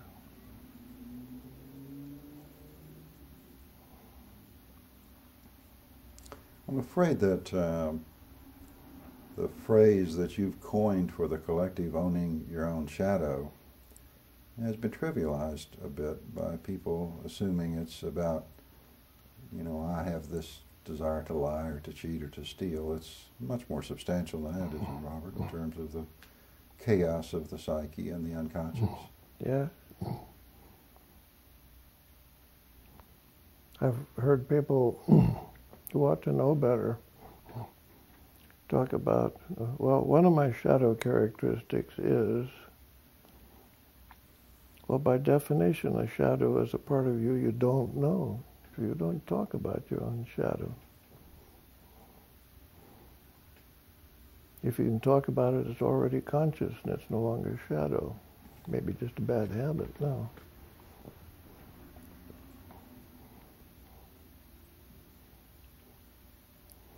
Von Franz once said, people occasionally say, tell me what you think my shadow is. And she said she'll never bite on that one. First of all, he wouldn't believe it. And second, he'd be angry.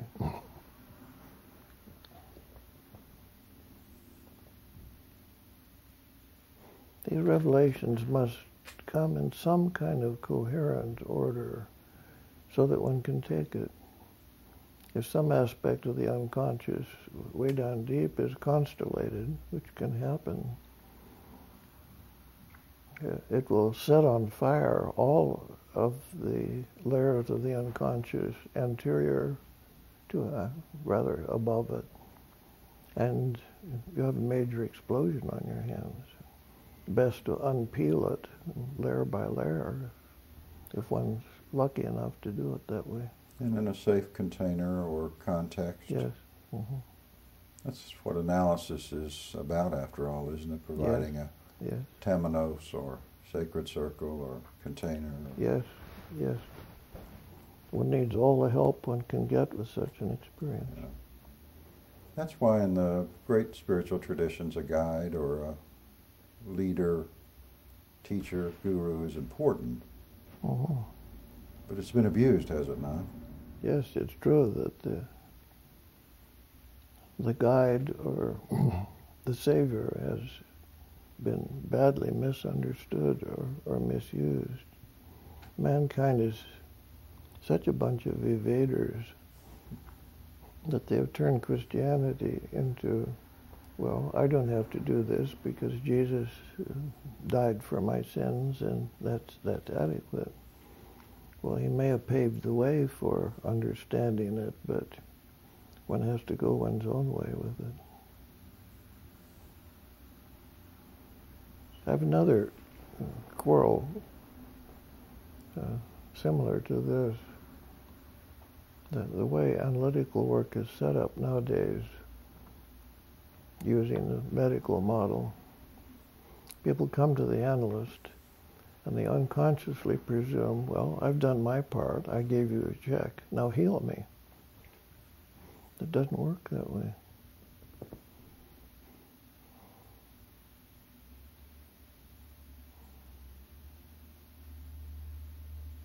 I consider an analyst as a guide in the sense that he carries some tools and He's trodden this path before, but he keeps 2 steps in back of his patient.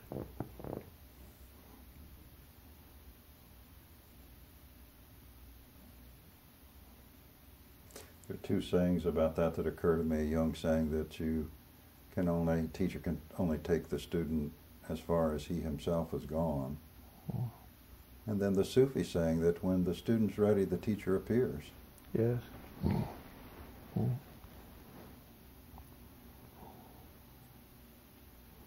Stories about Jung, famous scientists came to him, laid out his problems, and says, all right, what shall we do? Jung says, I haven't the foggiest idea. Let's look at your dreams. Dreams are a wonderful guide. They're a roadmap. You say a lot about dream work in your book, Inner Work. Yes. Could you say something about the individual's work with his or her own dreams? I've racked my brains to try and get a simple, workable definition of a dream. A dream is information you should have but don't. That says it pretty clearly. It's information you should have.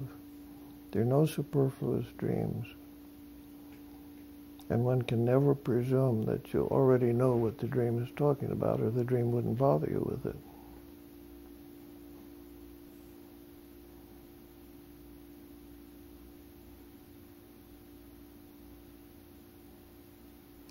I've heard you say that you shudder when you hear the word dream interpretation.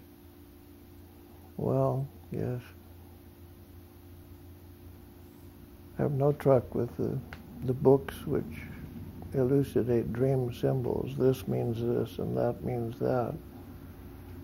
Well, maybe it does and maybe it doesn't.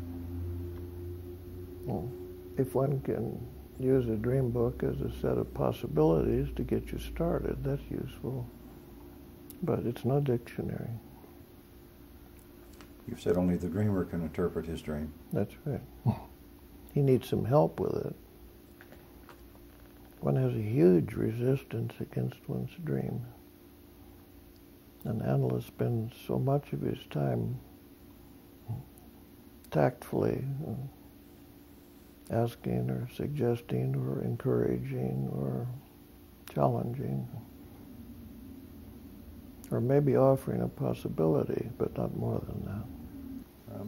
Jung said that the myth is to the collective as the dream is to the individual. Mm-hmm. How do you see that? I think that's well put. One is dreaming one's own mythology, and it's extremely important to know one's myth. One's psychological myth, what else could it be, is as unique to one as one's own genetic structure is. The latter is accepted as scientific fact. One's DNA is unique, as one's fingerprint or the iris of one's eye. One's myth is as unique. And it's as important to know who one is, and that can best be described in mythological terms. The dream maker seems to be concerned about wholeness and individuation. Yes. And my training as an analyst was on the theoretical model that dreams compensate. And what is the compensatory function of dreams as you understand it?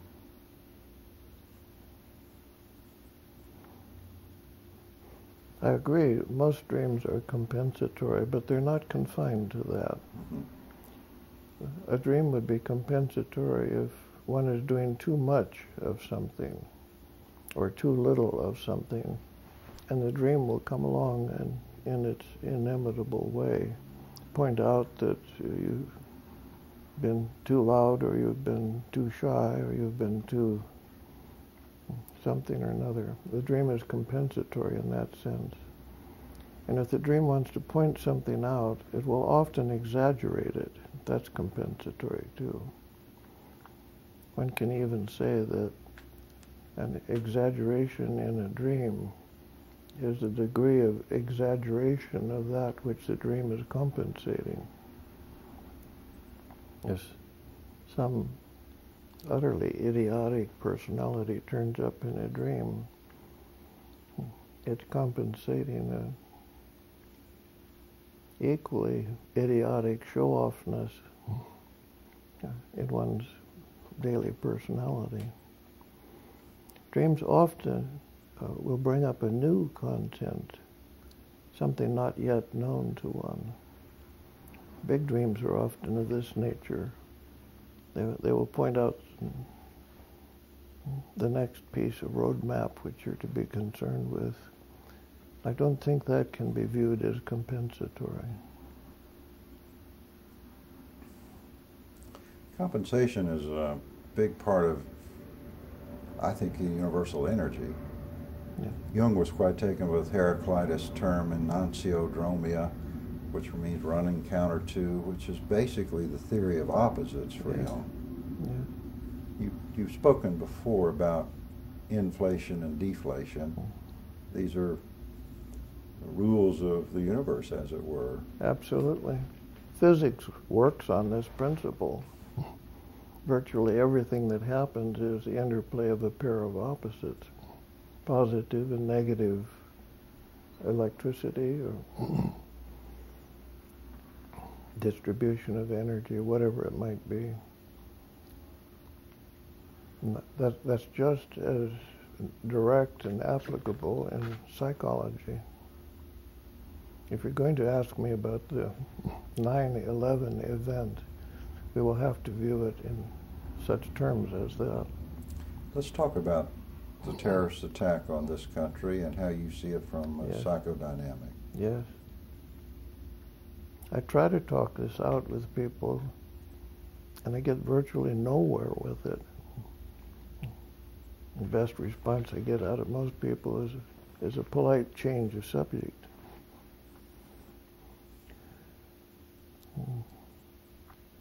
I've worked hard at this. I've come to a several-step way of approaching it.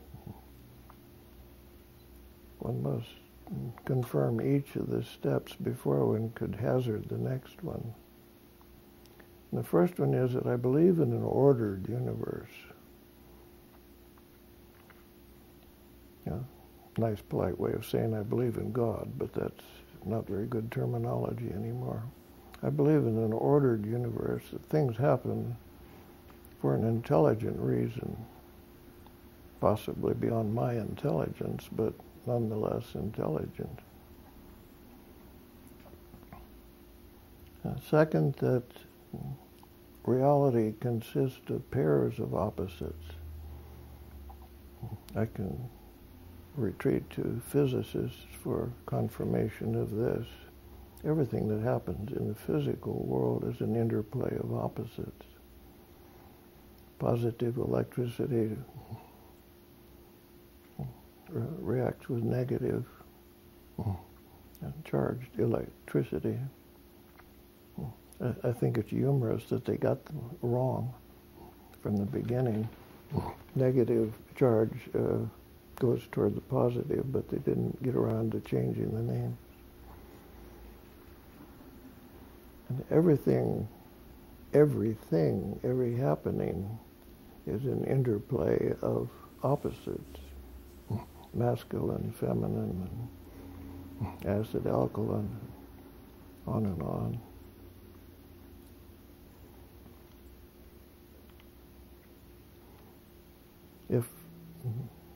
If you're still with us on these issues, then one can hazard or surmise a third point, and that is that if one of a pair of opposites gets out of hand or gets too large or is more highly charged than the polarity of that pair of opposites can stand. And something takes place to rectify that imbalance. So if you're still with me, one can ask a horrendous question: what imbalance required 9/11?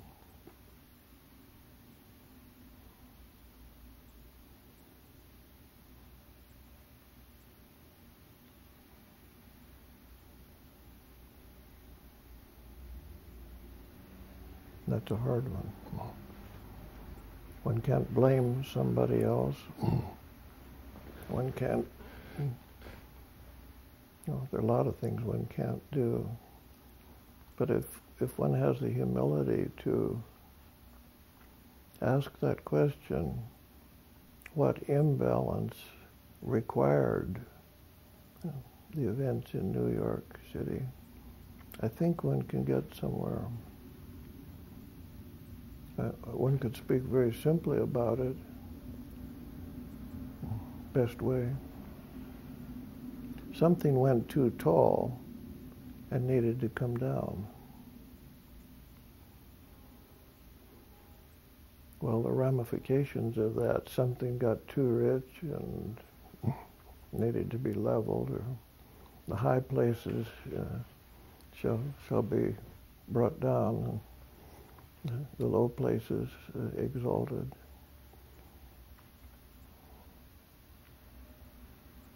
I think the big events of the world are of that nature.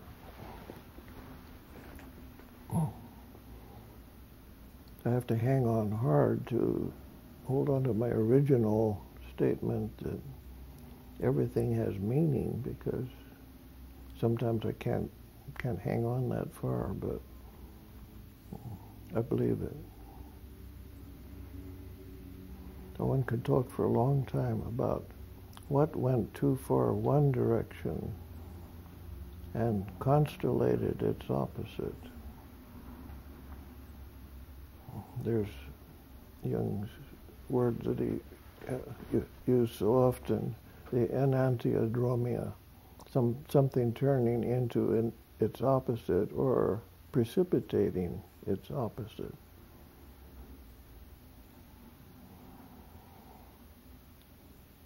No, modern people don't like to think this way, though. We're much more likely to figure out who was the villain and who's doing it wrong, and how can we get him to think like we think. That doesn't go anywhere.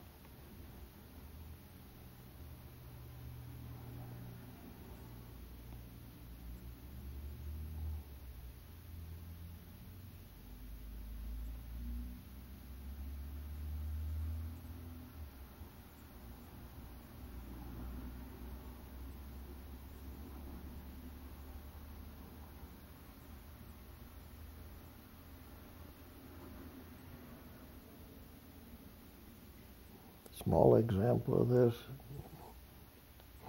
just personal example. I'm not very good at riding bicycles, but I got a bicycle in India. Managed pretty well. Was leaving a friend's house at night, and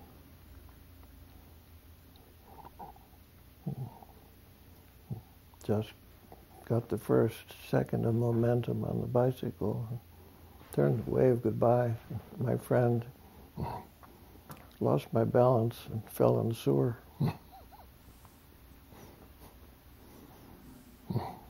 The sewers are just the gutters in the street in India. I thought, okay, that'll teach me a lesson.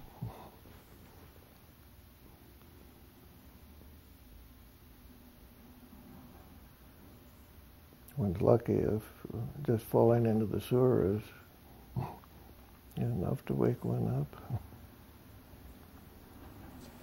Could you venture to say any more about what you think the inflation of the Twin Towers and the fall would imply for our culture and our collective psyche is? Well, there's too much up in our society. Up in a very general sense of too fast, too much, excess of anything. If one has what one has, it seems never to be enough in the American mentality. It needs more. And I'm privately of the opinion that the basic direction of consciousness changed just within living memory. And up has been the way to heaven for as long as written language has been around. It's simply built into our language, built into our structure. Good things are up. I'm feeling up this morning. I'm on my way up to success, or climbing the ladder, or the ascent of Mount Carmel. And these things are so basically built into our language. Well, I think when language was being constructed, and when our scriptures were being put together, the world was so down, and people were living in such close proximity to the mud that they had to be told about the up. People were scrambling so hard for just the physical stuff of life that they had to be reminded that there's a spirit. Well, suddenly, historically speaking, we got up. The last 2 centuries have crossed the median line, and we're too fast, and we're too up, and we're too ambitious, and we're too busy, and we're too rich, and we're too fat, and we're too all kinds of things on the side which was deficit before. So if one watches contemporary dreams, down is good now.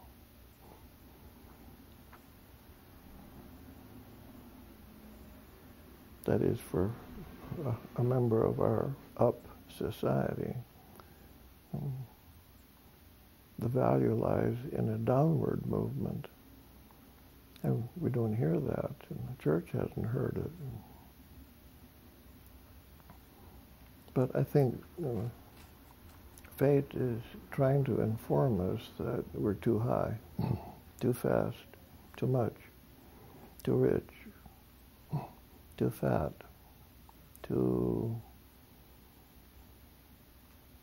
excessive in our expectations or our demands. And we're getting battered from all sides. Not hearing yet. How many more, whatever it takes to humble us down to the midpoint. Not back to the mud again, but to an even point. Once again, about balance. Balance. And you cannot cope with balance without a basic understanding or acknowledgement of pairs of opposites. I can't cope with anything anymore without going back to the very beginning of experience or existence of what pair of opposites is involved and what mismanagement or imbalance has occurred.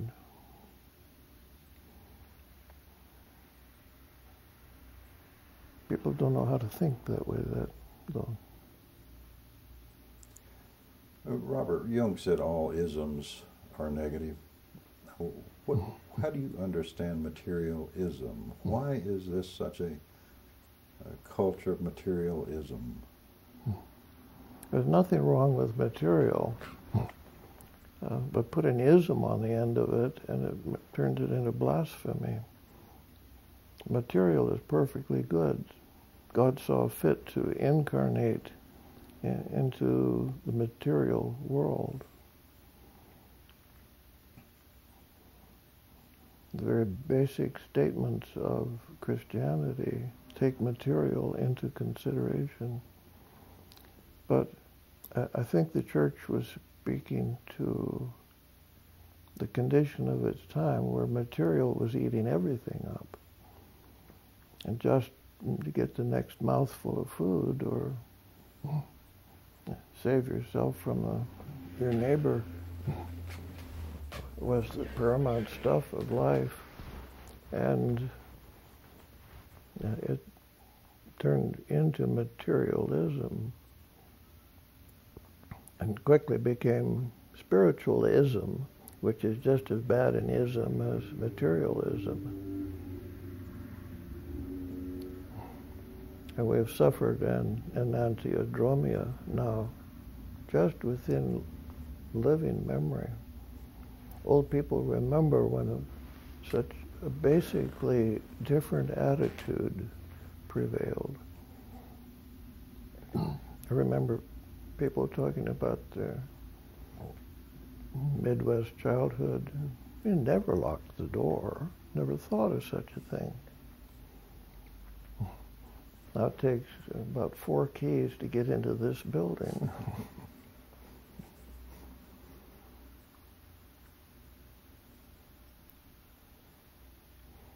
So this pendulum swing of opposites turning into opposites.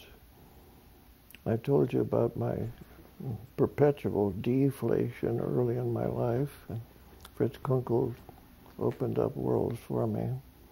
And the pendulums swung violently into a positive inflation. And I went around like a jackass, showing off. Fate was kind enough to knock me down off that. So that's the first thing to ask when one's pursuing some psychological or interior issue. What pair of opposites are at work?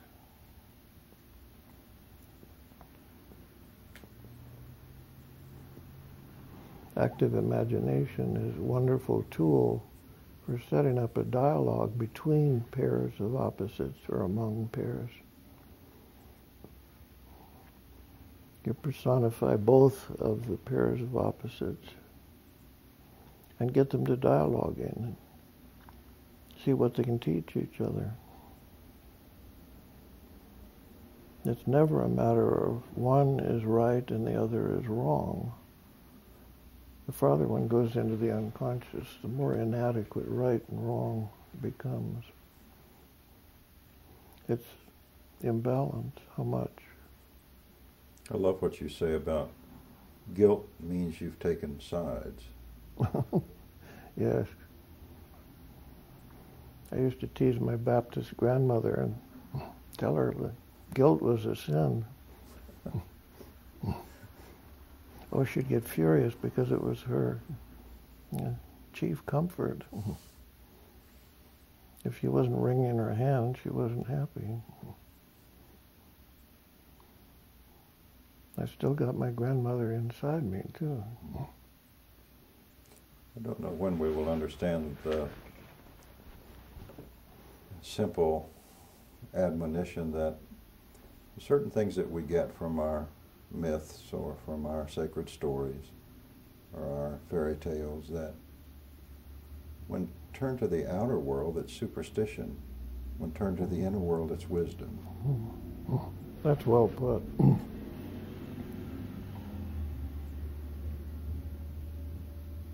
Do I believe in the virgin birth of Christ?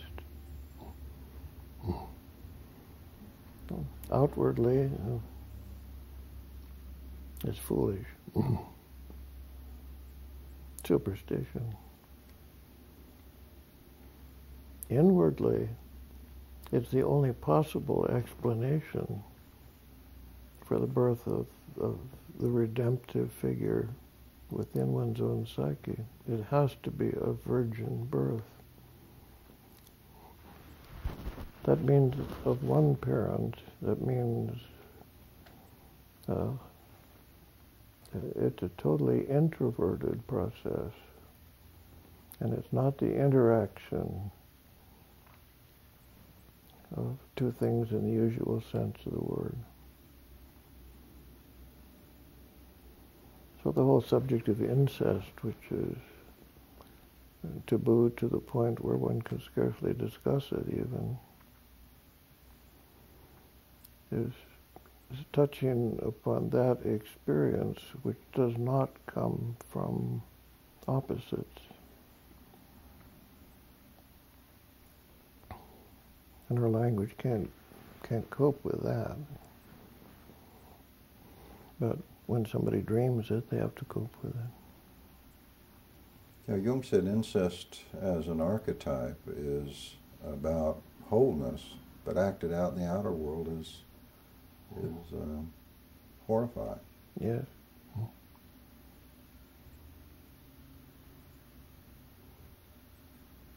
What's that Sufi saying you like so much? I saw myself, I loved myself.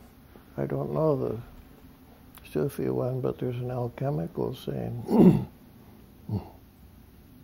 I mated with myself. I impregnated myself. I gestated myself. I gave birth to myself. I am myself. That's the one. Okay. That's the ultimate incest, isn't it? Yeah.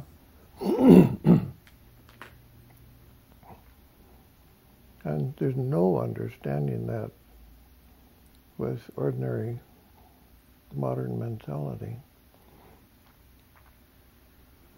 Well, the psychological equivalent of incest is introversion.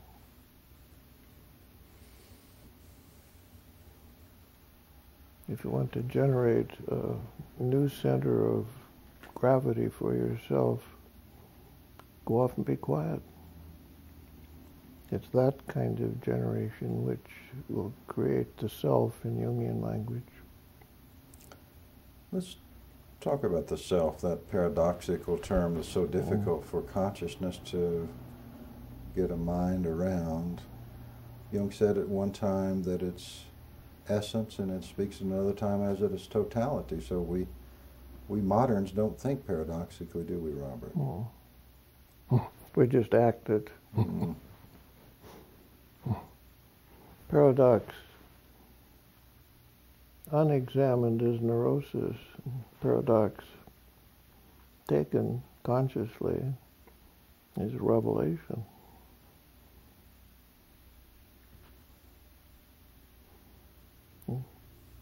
One is wandering beyond human concept when he tries to talk about the self in the Jungian sense. Best he could do was to talk about self, small as I, or self, capital S, the big sense. But if you experience it, and back to our original conversation, you have to make it conscious or go mad. Then one's got to have some conscious relationship to the self. I wish so much I could go to the church and get down on my knees, and put my forehead on the floor, and honor the self, the icon, at the altar. But I can't do it that way. I've tried so hard.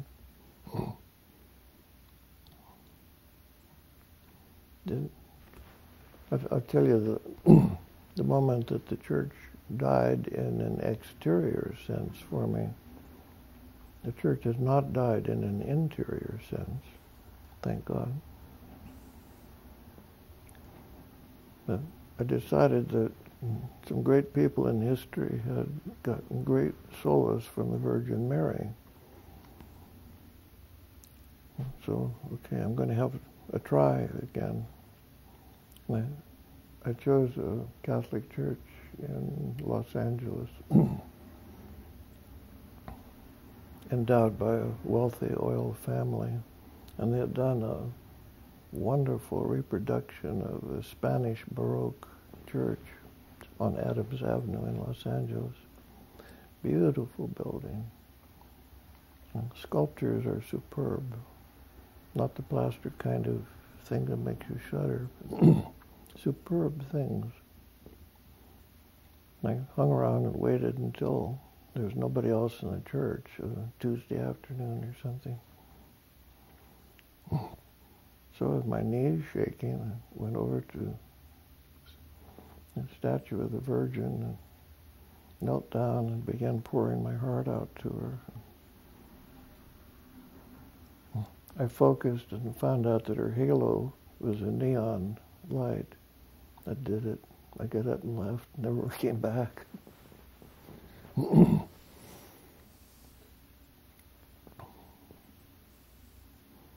I might do better now. I don't know. Neon lights are okay.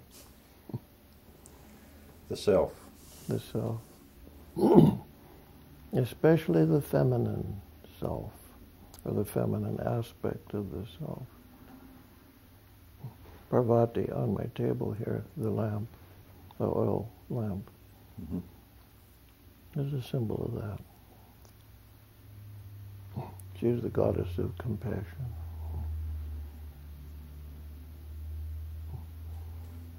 She stands on a table there, holding a bowl of oil with a small lip and a wick.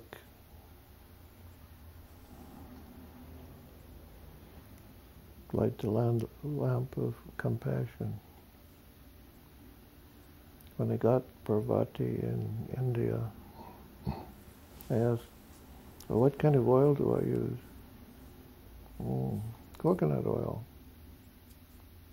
Well, why coconut oil?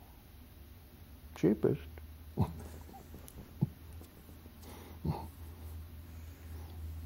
So I use olive oil here. Jung took the idea from the Hebrew scriptures of the imago Dei, the image of God, Yes. and posited that the self, that which is simply a word that points to a mystery, but that the self is the image of God within each of us. And then he loved this idea from Rudolf Otto in a book called The Idea of the Holy, of the numinasum, or the numinous energy of the imago Dei, or self within. Yes. I love obscure words, trying to describe a mystery because I can't pull them out of the mystery. Well, numinous, or the tremendum, the mystery.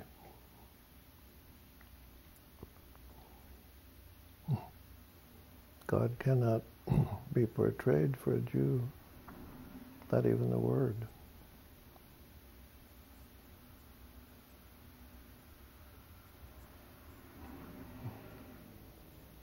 India portrayed God as zero, as the unsayable. And mathematicians got hold of it and made use of it and changed the whole system of mathematics in the world. All they had before was the Roman numerals, which you can't do very much with. I can't imagine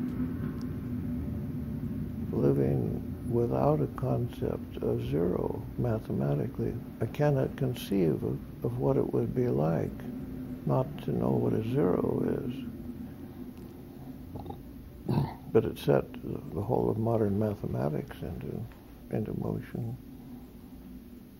Can't cope with mathematics without a zero. And somebody made the joke that India invented the zero, which is true, then fell in love with it. That's their problem now. They literalized it.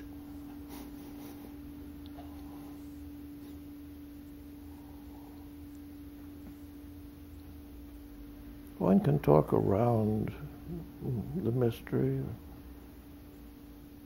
talk around God. But that doesn't seem very rewarding to me. Meaning what? What do you mean? It's not rewarding to you to talk around God? That's right.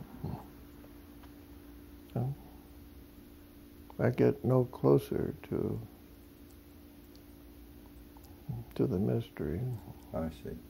So much of Western theology is logos or logic or Yes. talking about God rather than experiencing God. Yes. That word "about" is eloquent. I get tired of it. And worse is happening to me. I'm getting tired of words. All words are inexact. For a man who's sold over 2 million copies with words. I know it's ridiculous that I make my money with words and don't like them. What about the dream with your pen, ink turning to water? Yes. 5, 6, 7, 8, 9, 10 years ago, I had a simple dream. I was writing with my pen, but instead of ink, it had water. I should have quit then.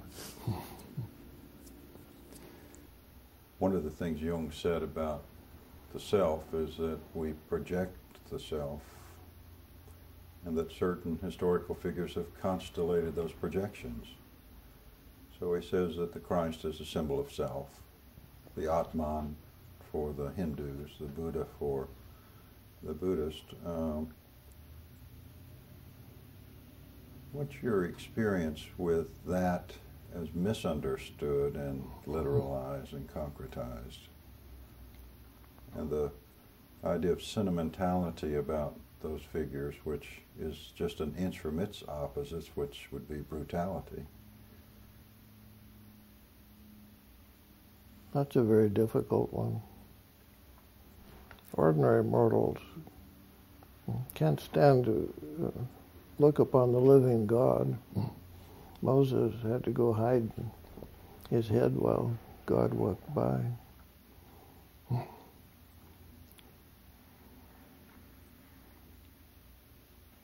So we need places or people or circumstances to project that which is too great for a human to bear.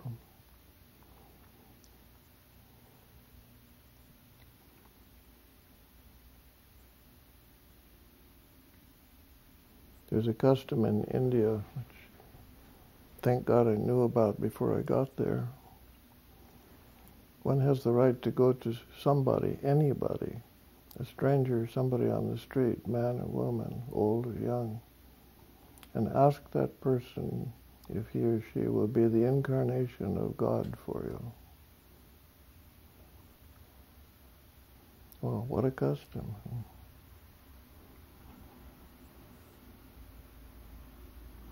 I got into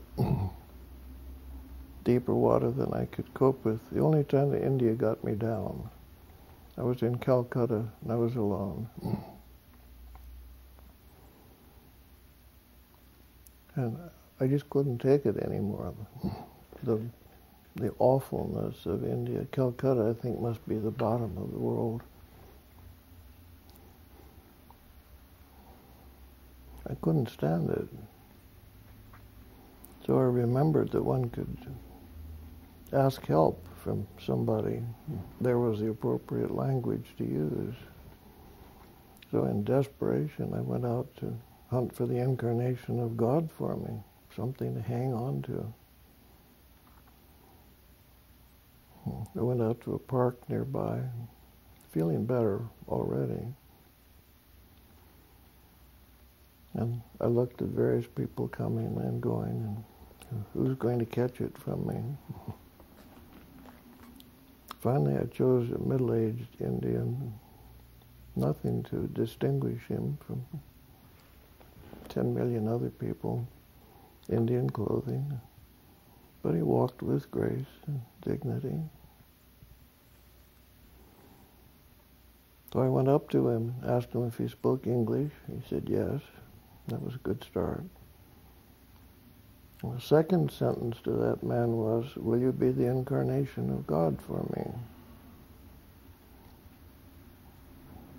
And he looked at me very seriously. And he said, "Yes."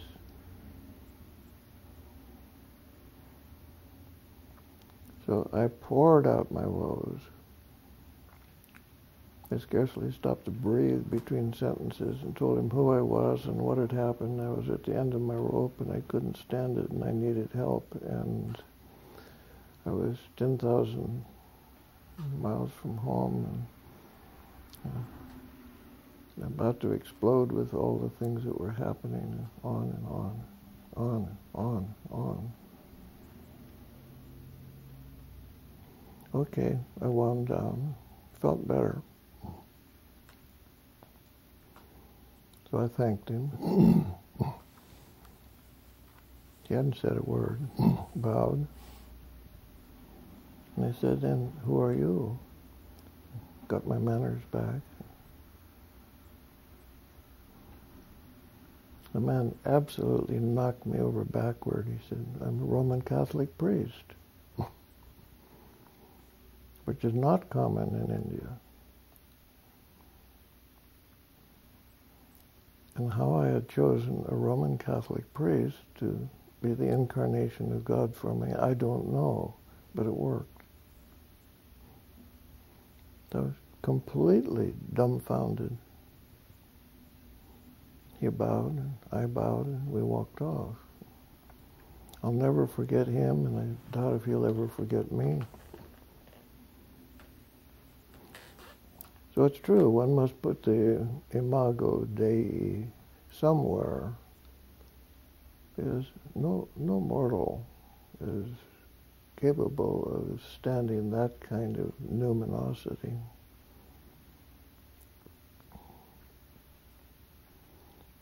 But pity the poor man that people put the image of God upon.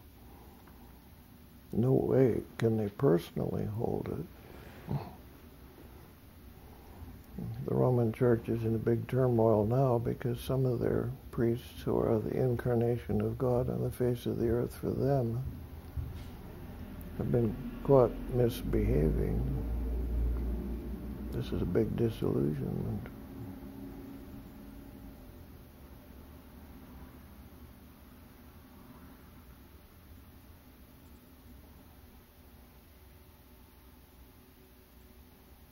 But music, or poetry, or one's imaginative life,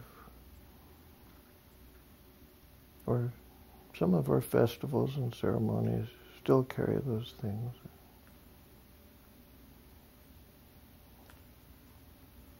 Hollywood would like to usurp it, but they don't do a very good job. Can't say anymore. It's interesting to me that as we look at the incarnation of God, that many times we only look to sacred spaces or sacred places or sacred people, but Mircea Eliade in his Sacred and Profane says many times the sacred's camouflaged in the profane. Mm-hmm. Do you know the origin of those two words, sacred and profane? Help me. Sacred was the ceremony that went on for the elite, or the aristocrats, inside the church. And the word profane means the porch of the church. And the morality plays were played out on the porch of the church, but it was the same thing as had been going on inside. So the sacred and the profane are the same thing, focused different levels.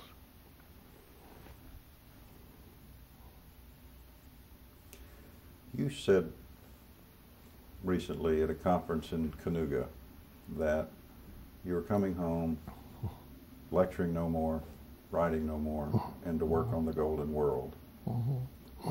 What does that look like, Robert?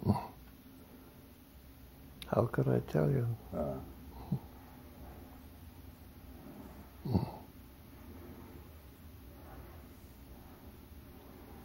it consists mostly of saving my energy, having more time for introversion, and reducing down the things that get in the way of the golden world, because the golden world, is there all the time. It's a big misconception to think that you produce it or even earn it.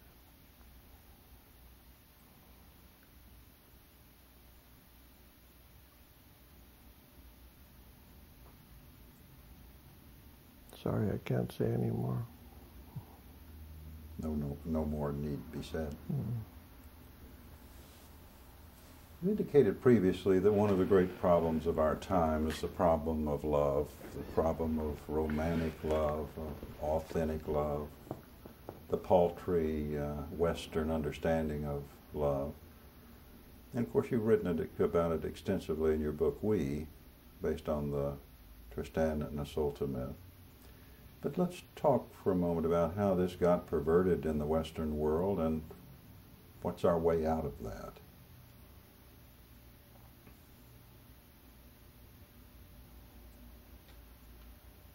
And it's true, it's a problem of the Western world, though it's spreading all over the world now. Old India has nothing to do with romantic love. They don't know what it is. Go back to attitudes and the words in back of attitudes now. We have to have two kinds, at least two words for love, because there are at least two kinds, if not 96 kinds, of love. One is ordinary love. A friend of mine with genius calls it stir the oatmeal, the kind of love. Serving, ordinary, keep the kitchen, work, the everydayness of relatedness. And there's not much fireworks in that kind of love. It's a humble, mundane, livable, and sustainable love. Then there's romantic love, which is a 100,000-volt streak of fire which falls upon one, and when it's often awakened by another person, that's the in love. We have that much differentiation. We talk about love and we talk about in love. We've gone that far with it. And they're both real, tremendously real. The in love or the romantic love or the 100,000-volt visitation from heaven is generally the biggest religious experience that ordinary man ever has.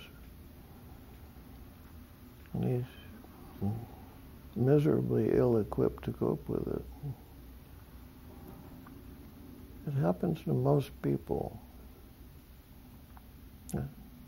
As I say, it's often the one experience of the tremendum or the self or the vision of God which one is likely to have in a lifetime. But we Westerners, and not Easterners, they know better.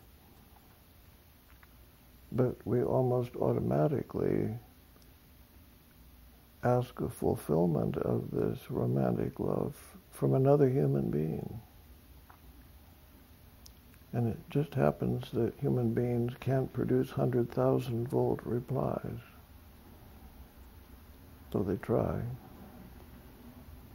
And we make the mistake of basing our marriages on the romantic love model, scarcely not knowing that no human being, oneself or one's partner, can bear up under this. It's something outside of time and space. It's something outside of human can. If one has the courage to go back and read one's love letters, they're full of things, forever, and I will die for you, and permanent, and big, big, big things, 100,000 volt size. Well, ordinary relationship can't bear up under this. It just can't. It's just not built for it. Babies and diapers and mortgages and dull mornings and things like that can't hold up under that expectation.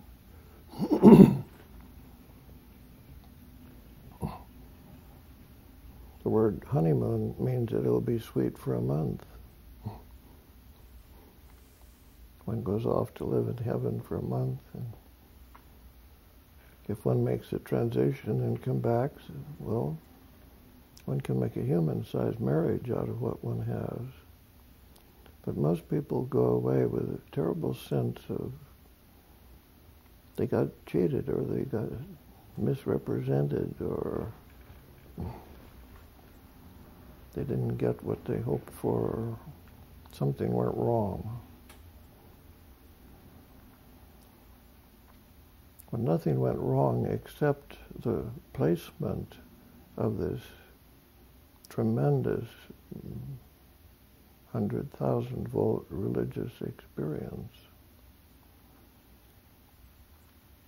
One gets almost nowhere trying to talk with a modern person about this. I remember a teenage boy looking at me with anguish on his face, and he said, "Are you telling me I shouldn't fall in love?" I said, "Well, you couldn't stop it if you tried, and it's too valuable. But I can get you to think about where it is appropriate. And you don't have to be disillusioned because fair maiden who received the full brunt of this lightning bolt from heaven doesn't live up to everything you thought she would be." Now you ask what to do about this. And practically speaking, I don't know. We insist on the mythological fall in love and marry and live happily ever after myth, and it doesn't work that way.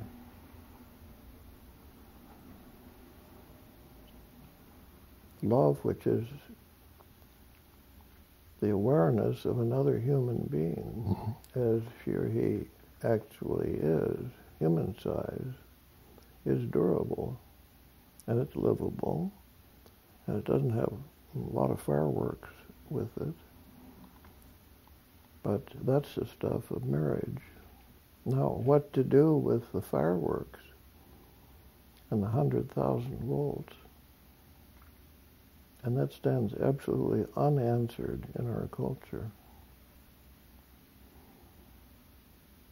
I watch young Hindu men go to the temple, and they sit cross-legged before the image of the goddess and do their yoga and do their prayers and drift off into an ecstasy.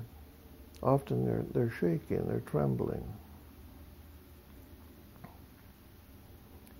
And they wake up and get up and go off to work and go home and treat their wives as human beings, which seems very low-key, it seems uneventful.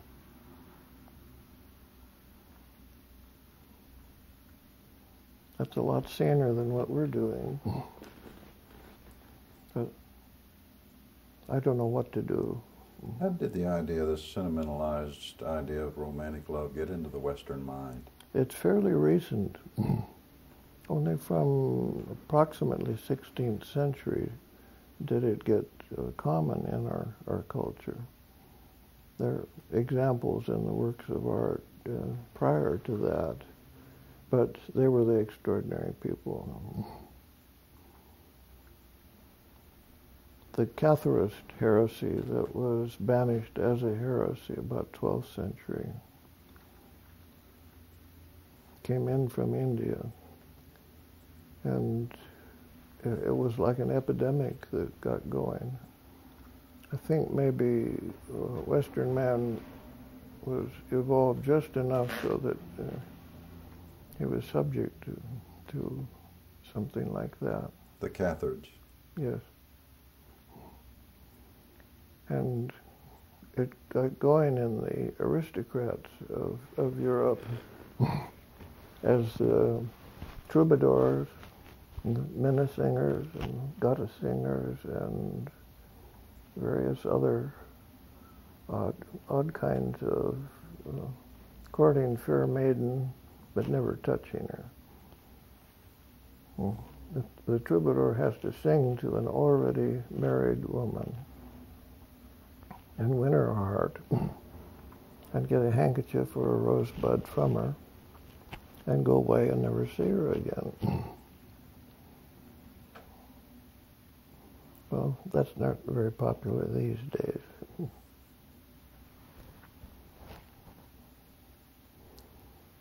The Pope, I've forgotten which one, and I've forgotten the exact dates, decided that this was heretical and not consistent with Christianity. So he announced that this was a heresy, and since the root of it was in a small town in southern France called Albi, it's known as the Albigensian heresy. And supposedly that was the last ever heard of it. But that's not true, because it went underground and turns up as Romanticism now.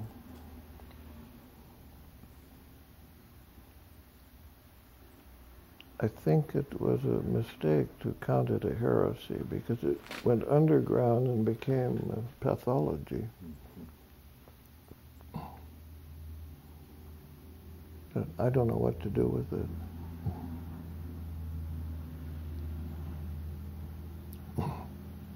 I have a vivid history of that in my own life, but I wouldn't dare tell you about it. How tempting. Well, I can go as far as to tell you that it became the root of my religious life, because that's what it's for. Dr. Jung says that the anima, that's the feminine side of a man, and that's what jumps with 100,000 volts when you fall in love, is correctly viewed the intermediary between the person and the deep parts of the unconscious. And we make the mistake of thinking that she's the intermediary between oneself and somebody out there. Well, I beat myself bloody raw on that one. Lived to tell the tale. And I found a way of, I just like the word use, but living that quality in a religious dimension. And I won't tell you more. When we project our anima onto a living female human being, we're often running to an inflation. It's a madness. To a religious experience, to an infatuation and intoxication. Yes, yes. And we tend not to make good choices or decisions in that state of altered consciousness. One's not looking at the girl that one's concerned with. One's looking at a divine image when it's put upon her. And maybe she'll play that out for you for a time. When the projection collapses, then there's bitterness. Marriages are falling apart now because they don't hold on the old glue, so to speak.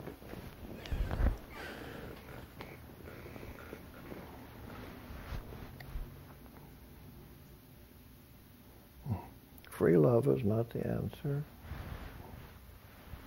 Don't know what answer there is.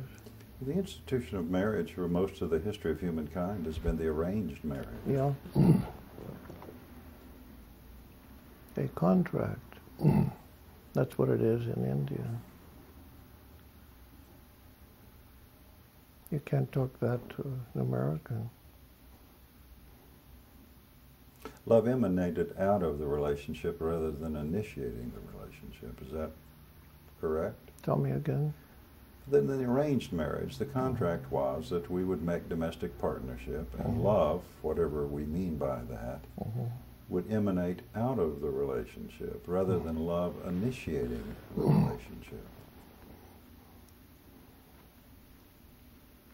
Well, that's the poverty of our vocabulary. Because the arranged marriage is a form of love, and they have a word for it. The thing is that we don't have any other place to put the numinous experience of romanticism. We ask another person to be our salvation or the center of our life or the meaning of everything. Nobody can do that either way. So most marriages turn into a kind of make the best of something that didn't work very well. Does it help to walk around a bit in the Greek words eros, philia, agape? Maybe we could get a little more help, a larger consciousness about this divine gift of love that we're so paltry in our consciousness about? Yes. Eros, philia, agape? Yeah. Even that's too limited. What does eros mean for us today, Robert? Well, usually it means a sexual attraction, genital love, which is love.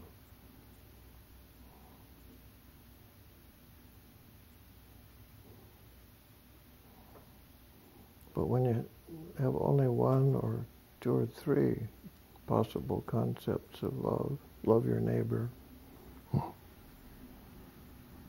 they tend to get exclusive or doesn't hold up well. Imagine having 96 words for love. You'd have the exact word to bring forth. Love of your friend, love of your wife, love of your mistress, love of your priest, love of your horse or the sunset. But I don't know Sanskrit. It wouldn't help me much if I did. I make a joke. Sanskrit has 96 words for love, one word for bolts and nuts. We have 96 words for bolts and nuts, and one word for love. So they're foundering on the bolts and nuts side of life, and we're foundering on the,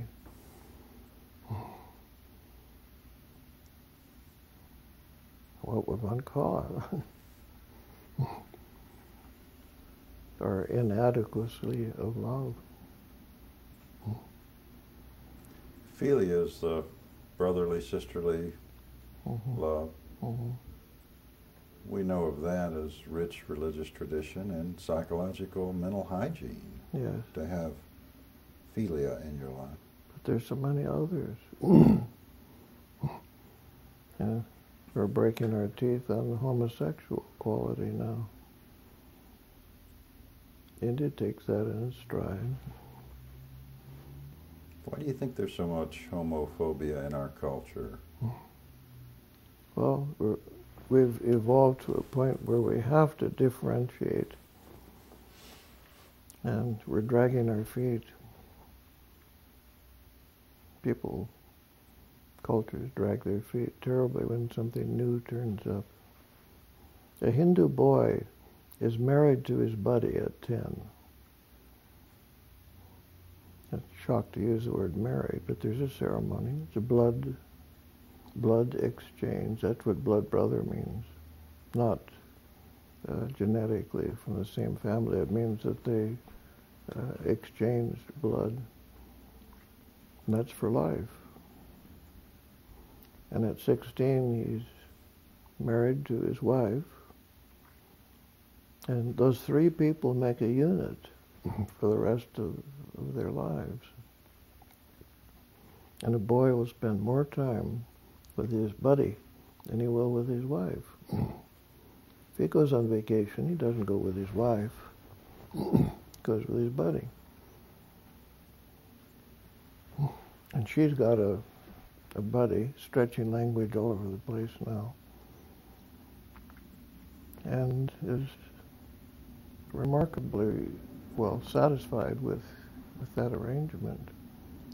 Husband and wife don't expect so much out of each other. As Jack Sanford says, so many marriages collapse under the excessive expectations of marriage.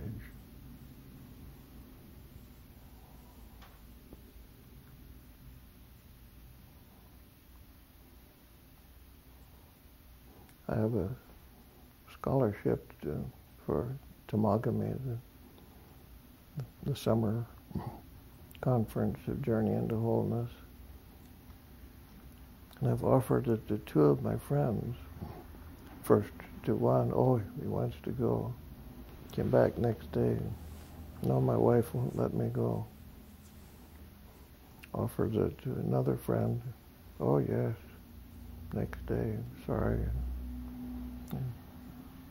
I can't do it. My wife would be furious. The kind of possessiveness which people just can't hold it. It's the dark side of Eros, is it not? The possessiveness. Well, that's overpowering the word Eros too. I don't know how to talk about this with no vocabulary. Mm-hmm. Can't go to the hardware shop with just one word for bolts and nuts. Well, let's just explore agape for a minute so we'd be responsible to the Greeks. Mm-hmm. Hardly anybody knows what it means.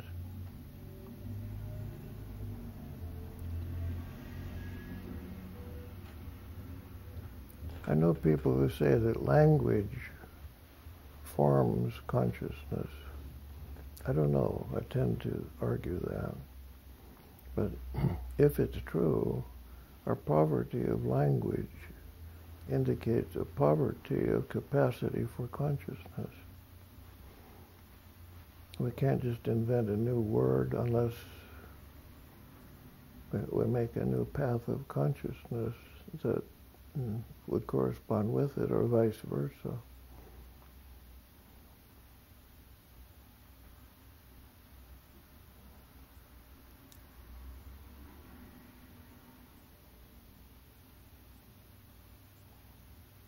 If a 50-year-old comes to my consulting room and he's fallen in love with his secretary and is absolutely just gone, just beyond his control or discipline, but he doesn't want to chuck his wife and children and tear up her marriage. So he sits there mutely looking at me. I try to teach him how to worship the new love, but don't try and make a sexual or marriage arrangement out of it. Generally, you can't comprehend this. That's what a Hindu does. Not in the form of another human being, certainly not in his immediate environment. But the 100,000-volt love is of the nature of worship. It's not of the nature of human relationship.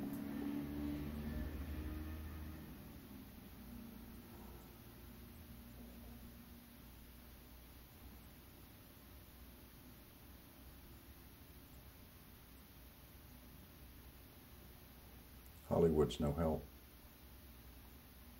Terrible detriment.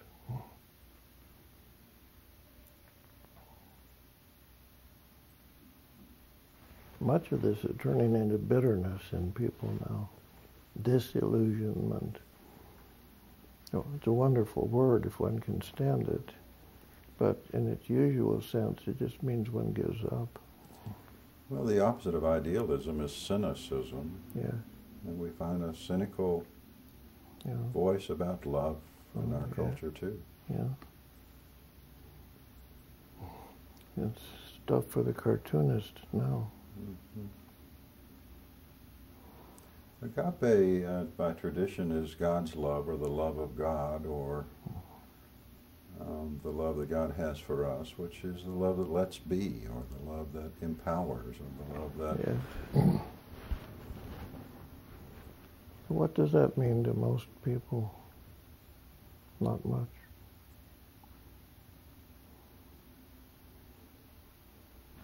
One can talk for 20 minutes to somebody in the romantic dilemma. He listens politely, and after a while he says, okay, now what do I do?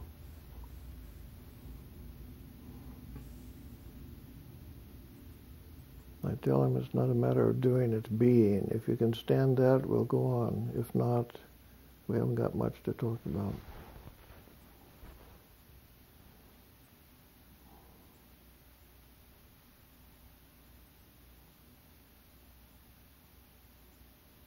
It's our worst problem.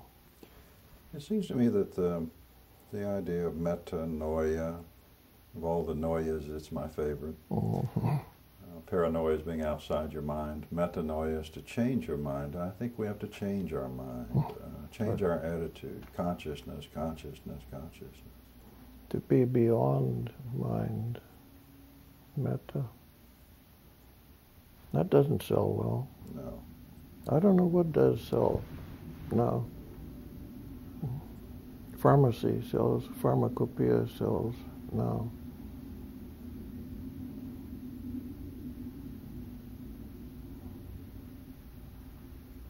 You can numb it out.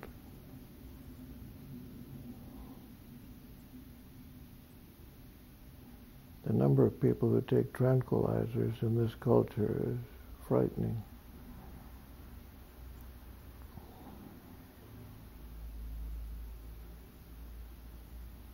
I heard somebody the other day say, the first time I'd heard it, it shocked me. Well, I go home, turn on the TV and numb out.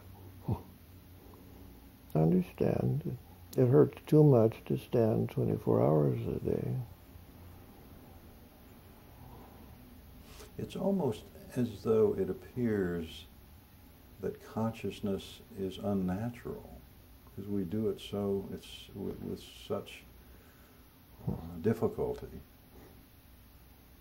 I think consciousness is a part of nature, but that's not the common idea. Consciousness is evolving, is it not? I mean, in the individual, of course, we see it in the infant struggling to become conscious, but are we evolving consciously as a collective, Robert? Not as a body. We're trying out other things. We're trying out science, which is a misuse of the word again. It's my own quiet, private opinion that we're going to have a big suffering before we will look deeper.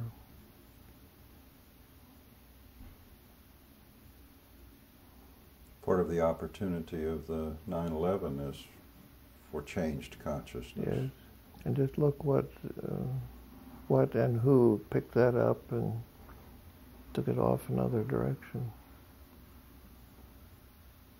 Another war. It's hard to keep from being a pessimist.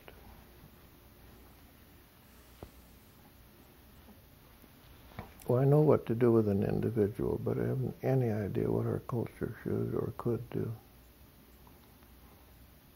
Jung felt that our future hung on the It individual. does. I'm sure of that.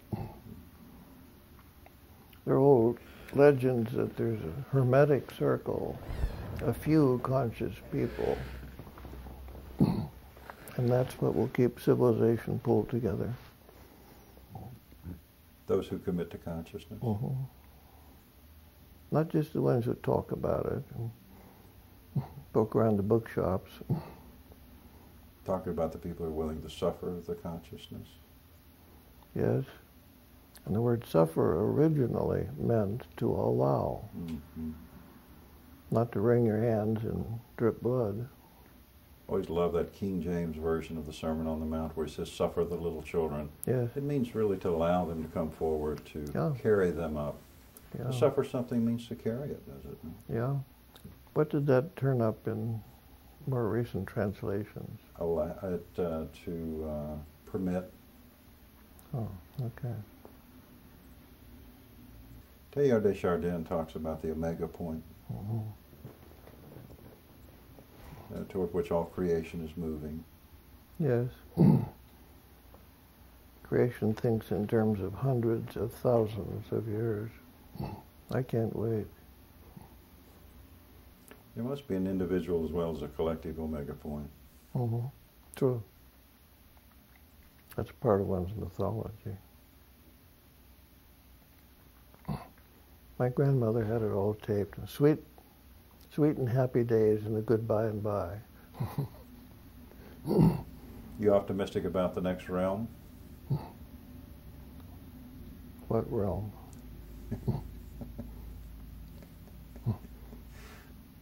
We're in it, aren't we? No, I'm not optimistic about it. Eventually, of course. I have a new friend, Roman Catholic priest, a young man. He comes down and we talk about things. I haven't talked about this, have I? No. Okay.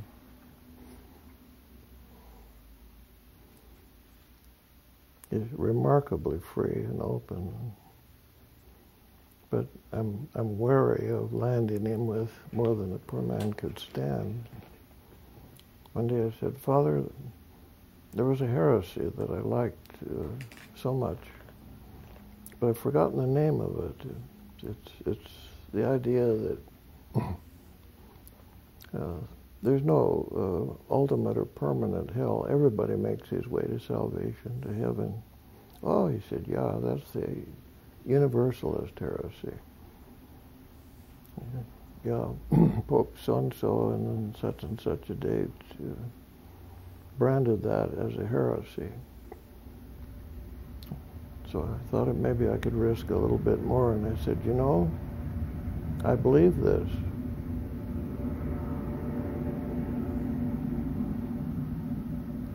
And he said, don't ever quote me, but I do too. Yeah, it'll all work out. There's a Chinese proverb, if you're invaded,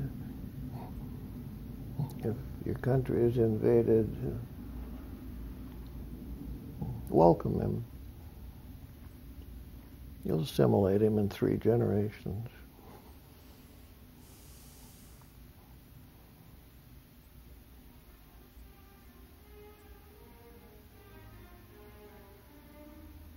Enough, Father? Thank you, Robert. Okay.